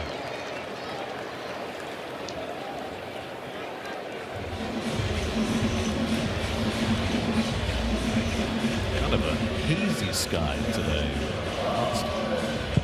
Great sunshine, but enough to give you some glare. There's Duarte, who's just been nailed. Now Alvarez has popped up and had a comebacker 0 for 2. Bench takes a little bigger lead, but still not far off the bag, and Alvarez is late on the fastball. Threw a 96 in the 7th inning.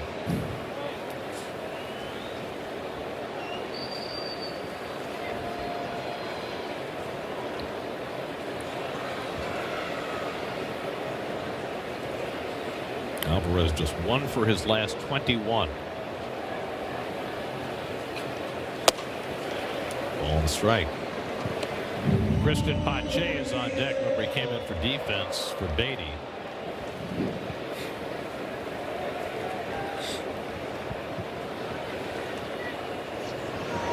Jeremiah Estrada up in the bullpen for the Padres.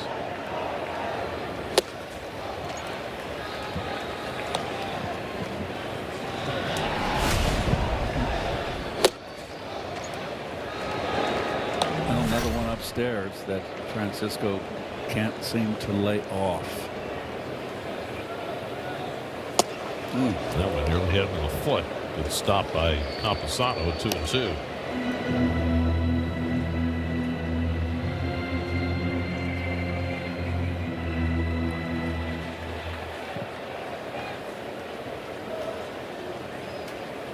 Bench at first with 1 out. Mets up a run in the 7th. And Alvarez pokes one to the right side. Cronenworth goes to second, gets the force there. No chance to turn a double play.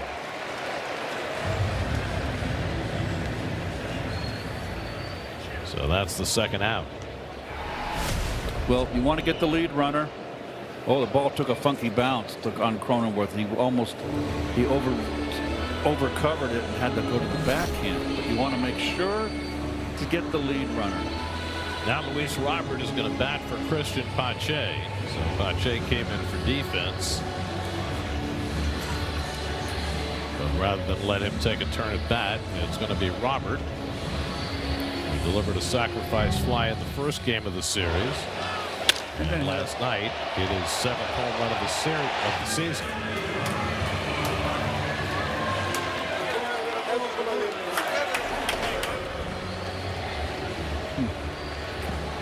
Really see this anymore in the modern game. In this game, is that the pitching coach did not come out with the pinch hitter announced. He trusts his veteran pitcher to know Luis Robert Jr., who's faced a few times. Robert is 1 for 3 in his career against King. King trying to finish the 7th inning. That's as far as he's gone in the game this year. Up to 96 pitches. He's thrown as many as 106 this season.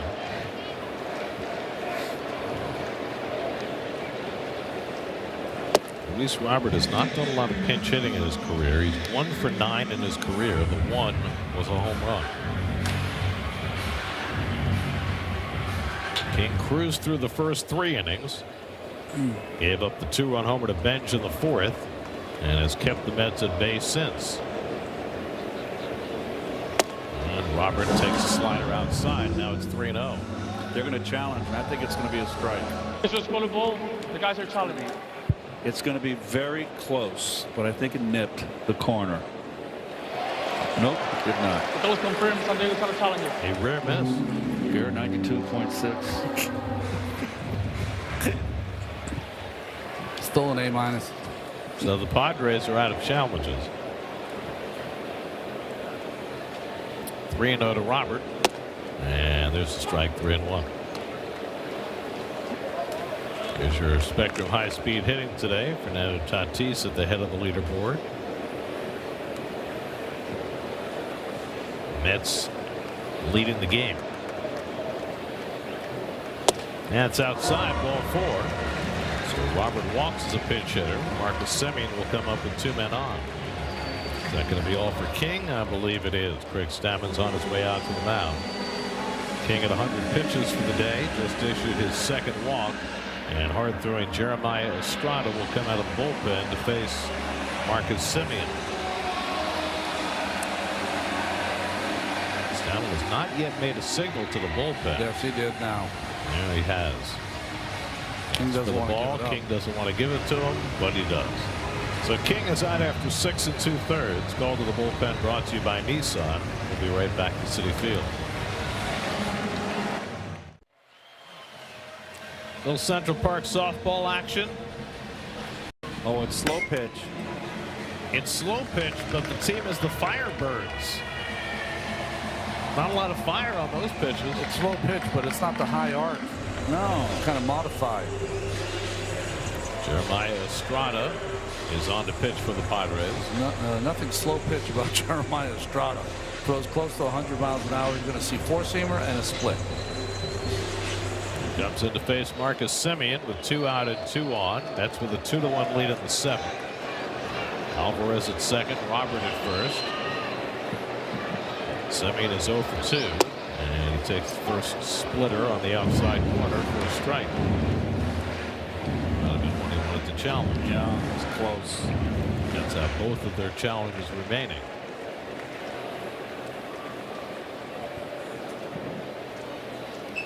And Semien lines one the other way for a base hit. Alvarez going to be waved around. Here comes Tatis's throw to the plate on a hop. Alvarez is out.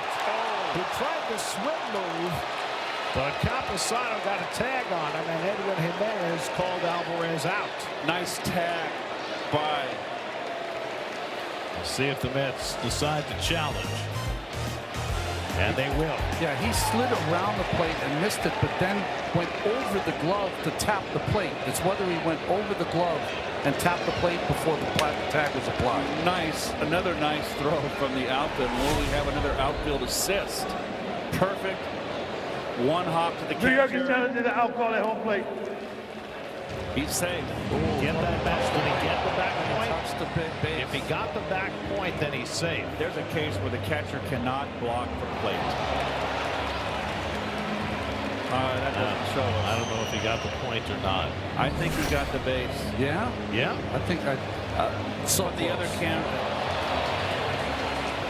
I mean, there's a play right there where the catcher. Here we go. Right here. Did he touch it? No, I don't think he touched it. Missed it. Missed it.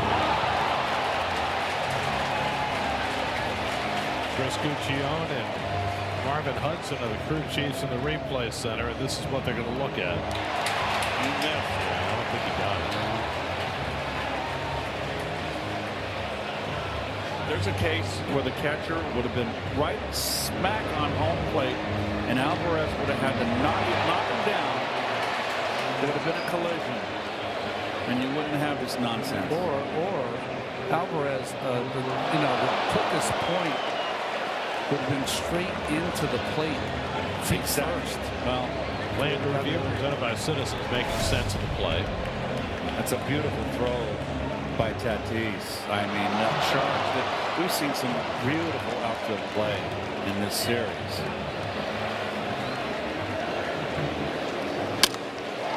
He didn't. After review, it is confirmed there's no blocking, and the play of outstand. New York loses their challenge. So it's a 9-2 putout to end the inning, and the Mets do not score in the 7th. Alvarez missed it by that much.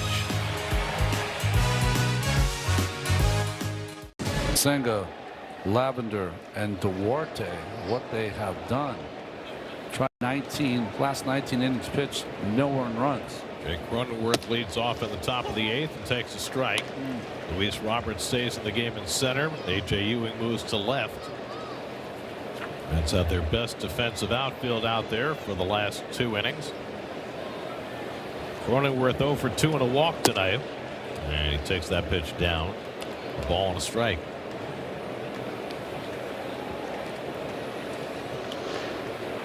Duarte pitched in the opening game of the series.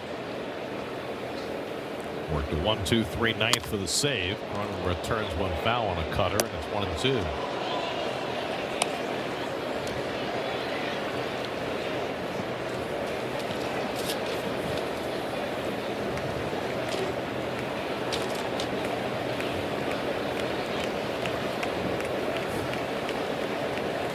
One-two coming, and he struck him out.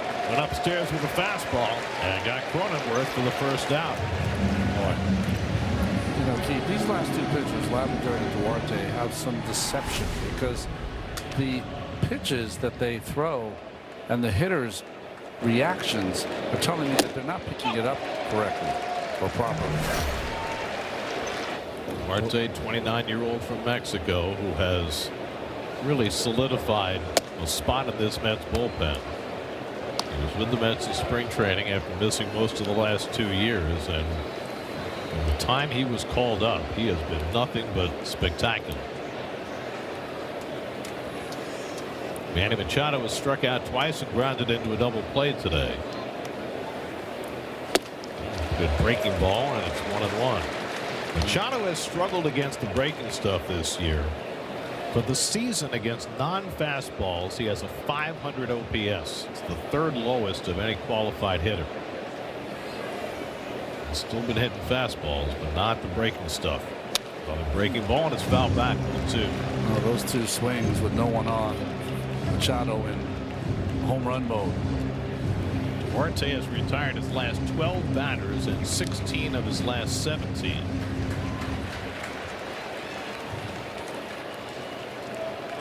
Ty France, the on-deck batter. You know, I can see that home run swing, Ronnie, on for one strike. Yeah. You know, now it's 1-1. You know, go to hitting, but Machado, all he wants to do is hit home run. What I've seen in this series, he's swinging the downs. 1-2. Got him looking. Fastball on the outside corner. Machado challenges, but too late. It doesn't matter. It's a strike. Too late. They're out of challenges also. It was a strike. So it didn't matter if he was late or not because the Padres already had exhausted their 2 challenges. Looking for a breaking ball, and he got caught. Well, I was going to say with his pants down, but I won't. It's not Steve Lyons. Well, you kind of did. Look at the Novik K board. 12 strikeouts from Met pitchers today, and Ty France quickly down in the count on a sinker, 0-1. Boy, France is swinging. You can just throw anything close to the plate, and he is after it. France doubled down the right field line his last time up and came leading off the 6th, and the Padres haven't had another base runner since. Lifted out to center, and Robert comes in to get it, and Duarte turns in a 1-2-3-8 yet again.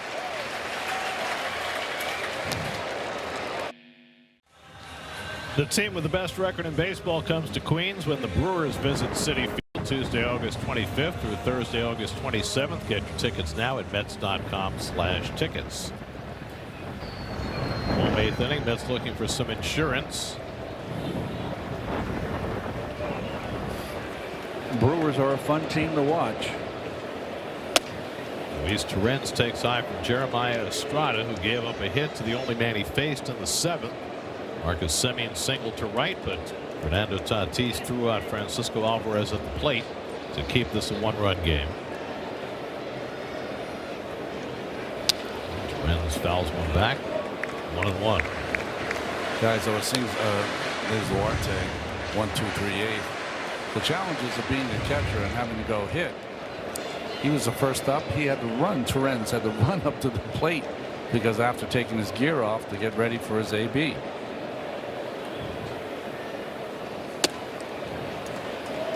On a Sports Night comes your way at 11 o'clock tonight. Much more on this game and the upcoming series in Chicago. On to Sports Night tonight and every night on SNY. Kodai Senga up in the Mets bullpen, getting ready for another save opportunity. Mets trying to get him some insurance. And Estrada behind on Torrens 3-1 with Ewing and Lindor to follow. Michael King pitched well today. Gave us a 2-run homer to Ben, but that was about it.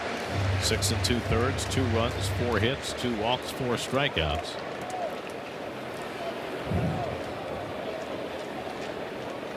Three and 1 to Torrens. Luis strokes one foul. 3-2.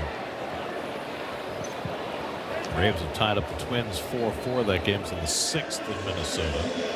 Braves trying to get the finale of that series.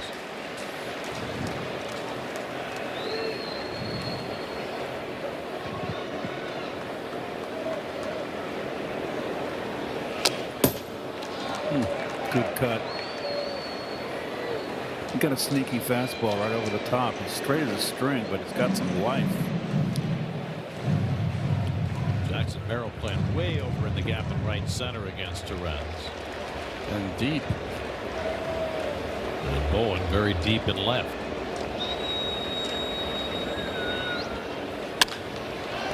Popped it up, shallow left center. Bowen has to come in for it. Way.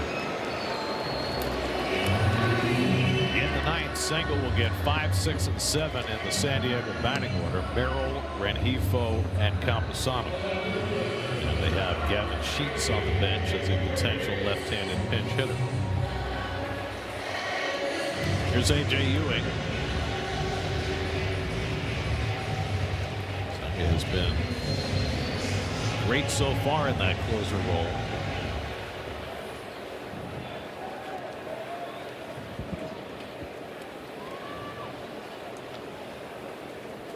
Ewing 1 for 3 today. He fouls back the first pitch fastball from Estrada.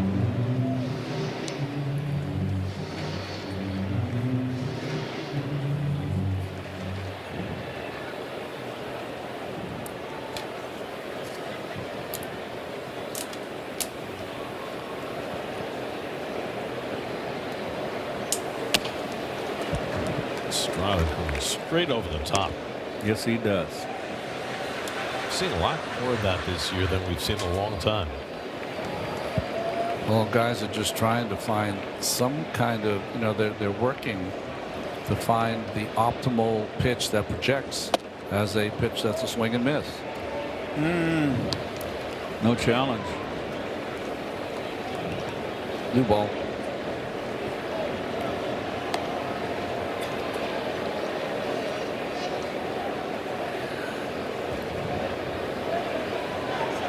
Francisco Lindor waiting on deck. 2-1 to Ewing. Tries a slider and it misses inside. Now it's 3-1. Again behind the count. Yuki Matsui up again. He's been up 3 or 4 times already today. Might want to bring him in to face Lindor and turn him around.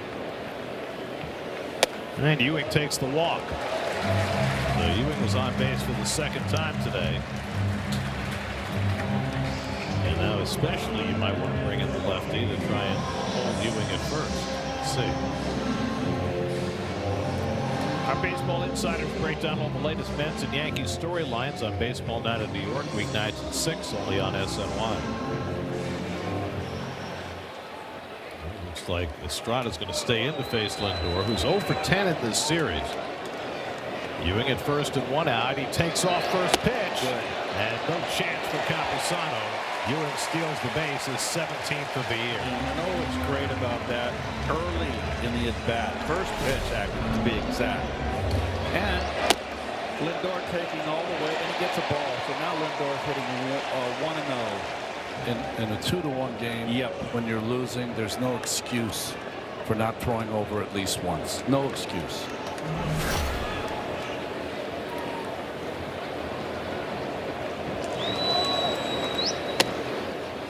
Lindor takes a splitter that misses, and it's 2-0. I don't understand why they had Matsui up if they weren't going to bring him in particularly this spot.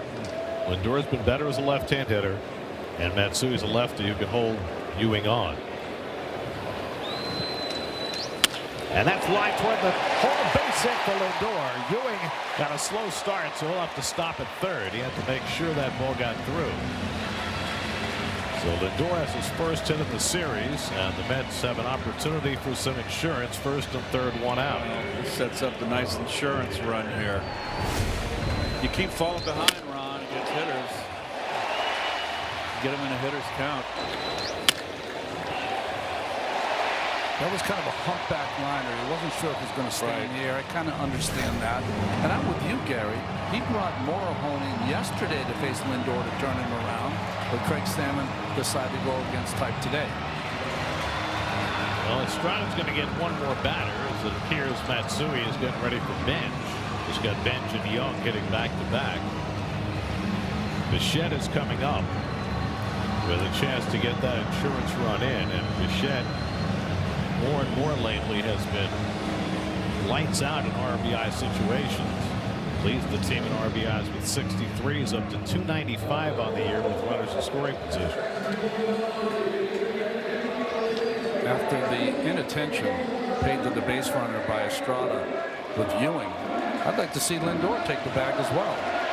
I'm not so sure, Ron. Sacrifice fly? Okay, you're right. It's a big run. I'm just thinking he seems like he's easy to run on. What's the infield going to play? They're going to play double play depth. A little bit in from double play depth. Bichette grounds into a lot of double plays. 15 of them this year.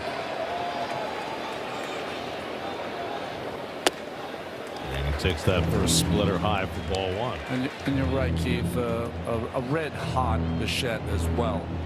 Red hot Bichette as well. Yeah, exactly. And you want. He's clutch. Sacrifice fly right here. It's a huge run on third. Doesn't take a very deep fly ball to get Ewing home. And slices one foul, and it's 1-1.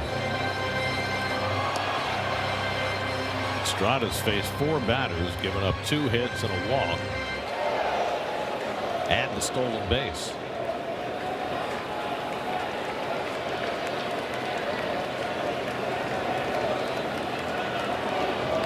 One and one to Bichette.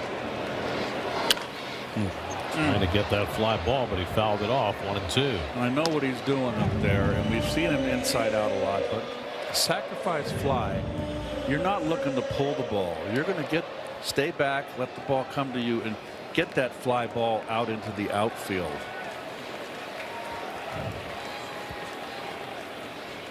Estrada looking for the strikeout.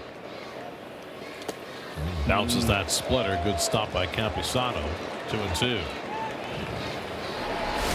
Went after this interesting watch. He kind of made sure he covered that 5-hole because it was open there for a second. I think the ball stayed down more than he expected. Yes. Good play by Campusano.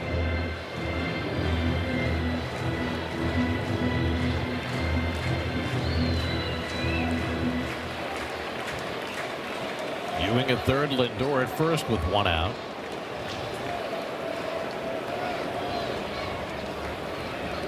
And Bichette grounds one to short, a chance for 2. Song throws it away.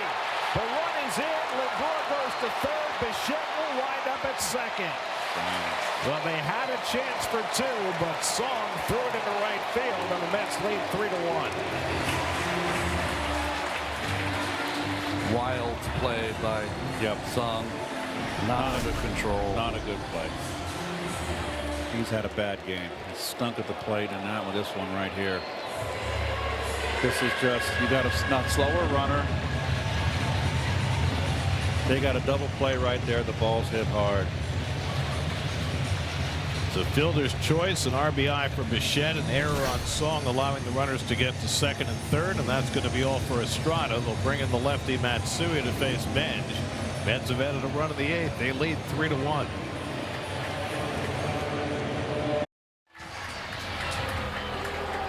We're done here. Keep it tuned for Mercedes-Benz Game Live. Gary Appleman, Todd Zeal will have all the interviews, all the analysis, all the highlights. Mercedes-Benz post-game live after every game on SNY.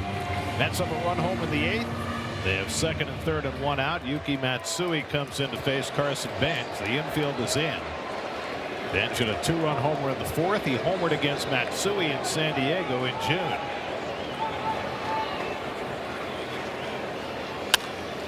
lifts the first one foul, 0-1. Matsui's been very good with runners in scoring position, just 3 for 36 on the season. And just a pair of hits tonight, the 2-run homer and an infield single. Both hit to the left side. Lindor at third, Bichette at second with 1 out. Inherited 31 base runners, 8 have scored off Matsui. That's awfully good. Rough outing for Jeremiah Estrada.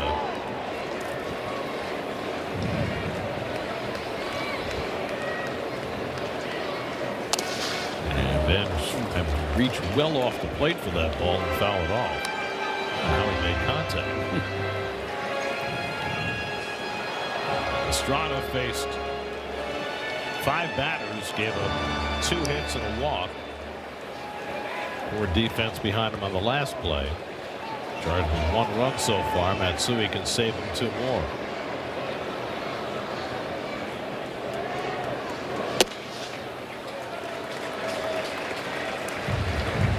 Morejon got benched yesterday from the left side with an inside fastball, but Morejon's got 100 miles an hour. Matsui top out around 92. Yeah. But he's got the split. He's got the slider. Needing a strikeout here. 1-2 to Benj. And Carson hits it sharply right at Cronenworth on 1 hop, throws to the plate, and Campusano puts the tag on Lindor, who did not slide. And that's the 2nd out. Gosh. I don't know what Francisco was thinking. It's a 4-2 fielder's choice for the 2nd out. Well, nice play by the catcher. That's a bad throw home. I don't understand why you're not sliding. He hesitated because at first he thought Cronenworth might catch that ball in the air. But you want to slide there. You might jar the ball loose. Got to slide. And now 2 out. Bichette at third, Bench at first. And Jared Young will bat against the lefty. Let's have Christopher Morel and Eric Wagaman from the right side to pinch hit, but they're sticking with Young in this spot.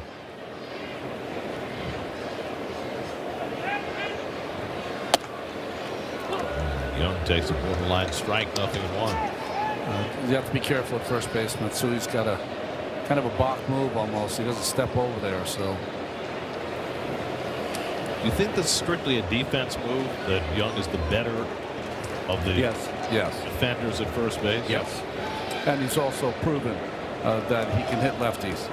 A 2-run lead.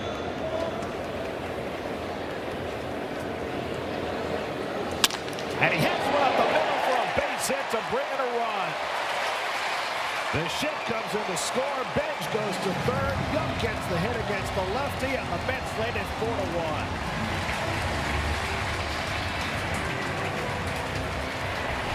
Big clutch hit here. Slider, flat, nicely done. Keep that shoulder in. Young continues to excel. Big insurance run. Wow, that's good hitting. The slider might have been fat, but it was not down the middle of the plate. And the more he does that, the more he makes the argument to get more at bats against lefties. Absolutely. And so 2 runs home in this 8th, and now Alvarez, who's 0 for 3 today.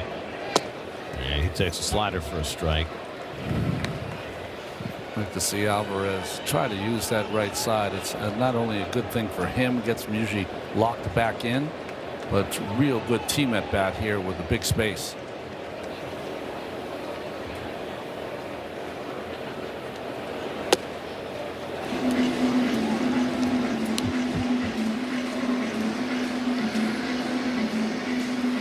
Why not? Why not? Okay. I was around in 73. Positive waves.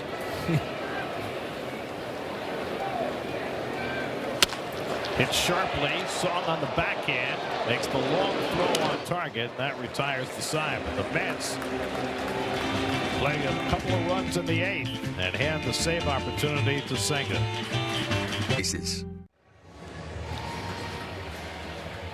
Kodai Senga entering to Mike. Jackson's beat it. So far, he's beaten everybody in the save opportunities. 3 for 3. It's a 3-run lead in the 9th today. Jackson Merrill leads off and takes outside, and Duran's going to challenge the call. Mets have 2 challenges remaining. Why not?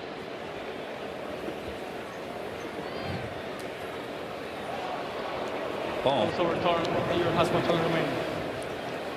So they still have 1 left.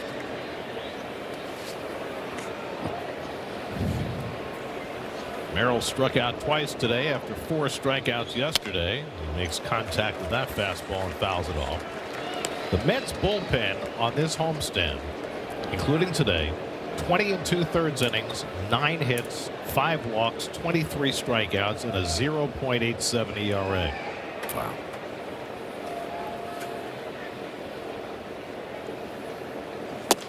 Mets bullpen today has retired the last 9. Lavender got his 3 batters in the 6th. Warren worked a 1-2-3 7th, first game off the injured list, and Daniel Duarte in what is becoming a regular affair, a 1-2-3 8th.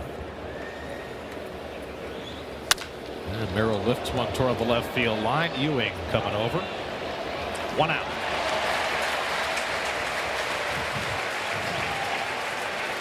Who's the pitcher on the long side here, you think?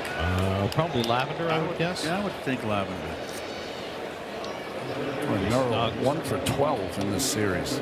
Stock went 4 1/3, allowed a run on 2 hits. Pintaro went 2/3 of an inning, no runs, 1 hit. Lavender, Warren, and Duarte each retiring all 3. So 10 straight Padres retired since the double by France in the 6th inning. Here's Rengifo. Picks upstairs for ball 1. Senga in his first 3 save opportunities, 3 innings, 1 hit, 1 walk, 5 strikeouts. He has taken to this role like he's been doing it his entire life. And gets that fastball on at the knees. 1-1.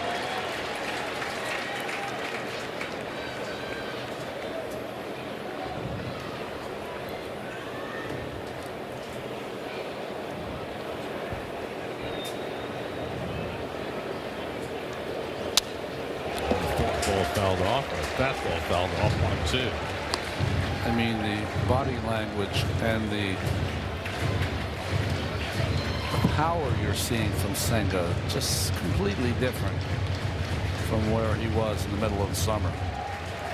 Last outing against the Nats on Sunday. First time he worked with a 1-run lead. 1-2-3 with a couple of strikeouts. 1-2 coming. Hit sharply toward the hole, and that's through for a base hit. And the first San Diego base runner since the 6th inning. A 1-out single for Rengifo. Fastball away. Right with it. You guys remember a player from the 80s, 90s, mostly 90s, Tony Phillips? Yes. Rengifo reminds me a little of Tony Phillips. Wasn't he a Mr. Utility player? Yes, he was. He was really the first of the super utility guys. And Ben Zobrist after that. Here's Luis Campusano, who has walked, struck out, and grounded out. And he swings and misses at a first pitch sinker, 0-1. Chase Bowen is the on deck batter, but Gavin Sheets has come out on deck to bat for him. Sheets gives them that left hand hitter who can give them one big swing. Campusano fouls one at the plate, and it's 0-2. When you're trying to come back late in the game and you don't have any challenges, it can get really dicey.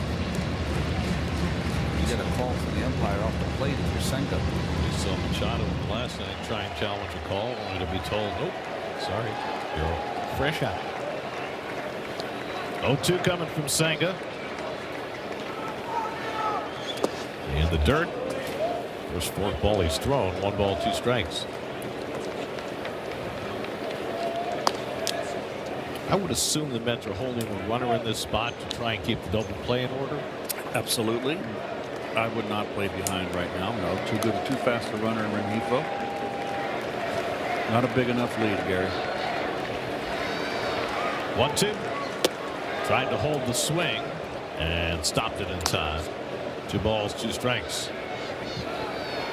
Okay, he's missed with 2 splitters back to back. He's going to have to bring a heater here. We'll see. 2-2 to Luis Campusano.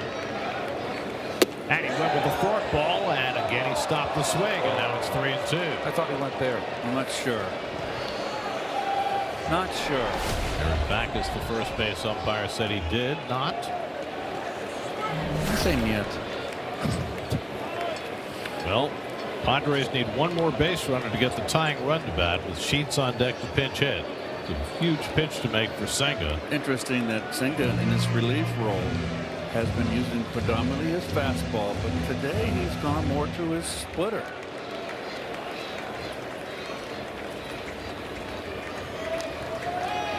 Checking at first. I don't think he's going anywhere. Down 3 runs. Campusano's in a place 3-2. Feels like he's going to get a fastball. He's trying to get big, hit the ball at the ballpark or a double. You can use that against him. Just place it down and away. Let him try to pull it. That'll be your double play. 3-2. And he missed outside, ball 4. So now the Padres will bring the tying run to bat with Gavin Sheets coming up to pinch hit. You know, Ron, what you just mentioned, and it is a lot in today's game. Campusano's not a home run hitter. Your job is to get on base. You got the guy behind you, the power hitter in Sheets. You just want to keep the line running. Yeah. Don't try to get out of your game. You know, get a base hit, get a walk. Sheets has been battling some plantar fasciitis. DH'd in the first game of this series. Went 1 for 3. Justin Willard out with the interpreter to talk to Senga. Nobody up behind him in the bullpen. This is Senga's inning. I always thought, like, at this point in the game, you'd like the manager to come out, because, you know, Senga's here to save the game. You know, you're not going to take him out. I'd like the manager to come out, like, express his words of confidence and wisdom to his pitcher. So Sheets is the batter. Austin Hayes has come out on deck to bat for Sung Moon Song, even though Song's a left-hand hitter and Hayes is a right-hand batter. Hayes is a better hitter.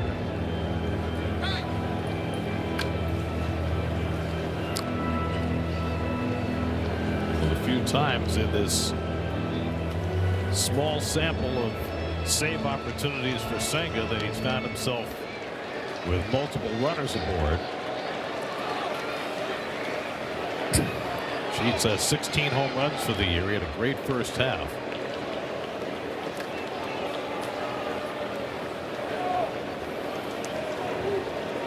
Rengifo at second, Campusano at first with 1 out. Big hole on the left side for Sheets. Takes first pitch, fork ball for ball 1. Good take right there. That didn't miss by much. Okay, getting dicey now. Padres have only 4 hits today, but 1 big swing ties this game. And Sheets spits on the forkball again. It's 2-0. Yet to get anybody to swing at the forkball. I think in his previous appearances, he's established the fastball. That's how you get them to swing at the fork. Oh, and there's a fastball strike, 2-1. 2-0. You can wail. You're up there to big moose like you, and you take it. It's not looking middle in. Come on. Second generation big league moose. Dad Larry played with the Orioles, among others. 2-1. That's ripped to right field. That's going to be down for a base hit. Rengifo is going to be waved home. Heading to third is Campusano. So Sheets drives him a run, and that was a throw that Ben should not have made. That could have gotten away and could have moved the tying run to second base. Right down the pipe. He had to come with a fastball. He missed with his break with his splitter.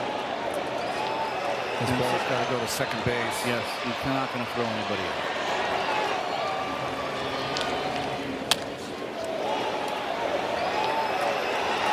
Well, that's an easy one for Rengifo. He can downshift. He's Now it's 4-2. The tying runs are on base. And Austin Hayes is batting for Sung-Moon Song. How critical was Song's error on a double play ball? Hayes DH yesterday, went 1 for 4. This is just his 6th game with the Padres after he was released by the White Sox. And he goes after a first pitch cutter, 0-1. Huge error by Song in that bottom of the 8th. Be a tie ball game right now. Campusano at third. Sheets the tying run at first. And Hayes takes fastball upstairs, and it's 1-1. Fernando Tatis Jr.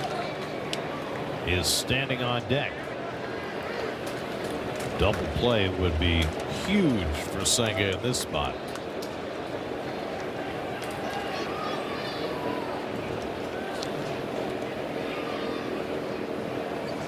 Ground ball past the mound, but there's Simeon, takes it to the bag, throws to third, and the ball game is over. Senga rolls the double play, 4-4-3, and the Mets take 2 out of 3 from the Padres. Great bullpen work again today. Robert Stock, another strong start. Bench hit the big home run, and the Mets have now won 11 of their last 15 as they beat the Padres today 4-2. Well, the Mets scored 2 runs in the 4th and the 8th. But the most important thing that we've seen coming down the stretch is they played their best baseball. They're getting some good starting pitching, but more importantly, the known names are becoming names in the bullpen as that they were impeccable today. And the youngsters keep turning it on, particularly Benz right now, who's really swinging a fine bat. The opposite field home run, his 15th of the year, and that'll get you waving the flag. And for the 3rd time in this homestand, a Mets pitcher gets his first big league win. Nate Lavender gets the victory, and the Mets finish off a 5-1 homestand with another great outing from the Mets bullpen. Today's win brought to you by Moo Moo. Create a Moo Moo account. Enjoy Winner's Rush, where every Mets win is your chance to win too. Terms and conditions apply. Moo Moo Financial Inc. member FINRA SIPC. There's your game summary. Robert Stock was good. Mets bullpen was outstanding. Carson Bench had the big hit, and the Mets have won 11 of 15 since the trading deadline. The Amazing Mets Foundation is proud to contribute $2,500 to Northwell Health and the Katz Institute for Women's Health for every Mets win. For more information, visit northwell.edu/cats. The total contribution so far this season is $145,000.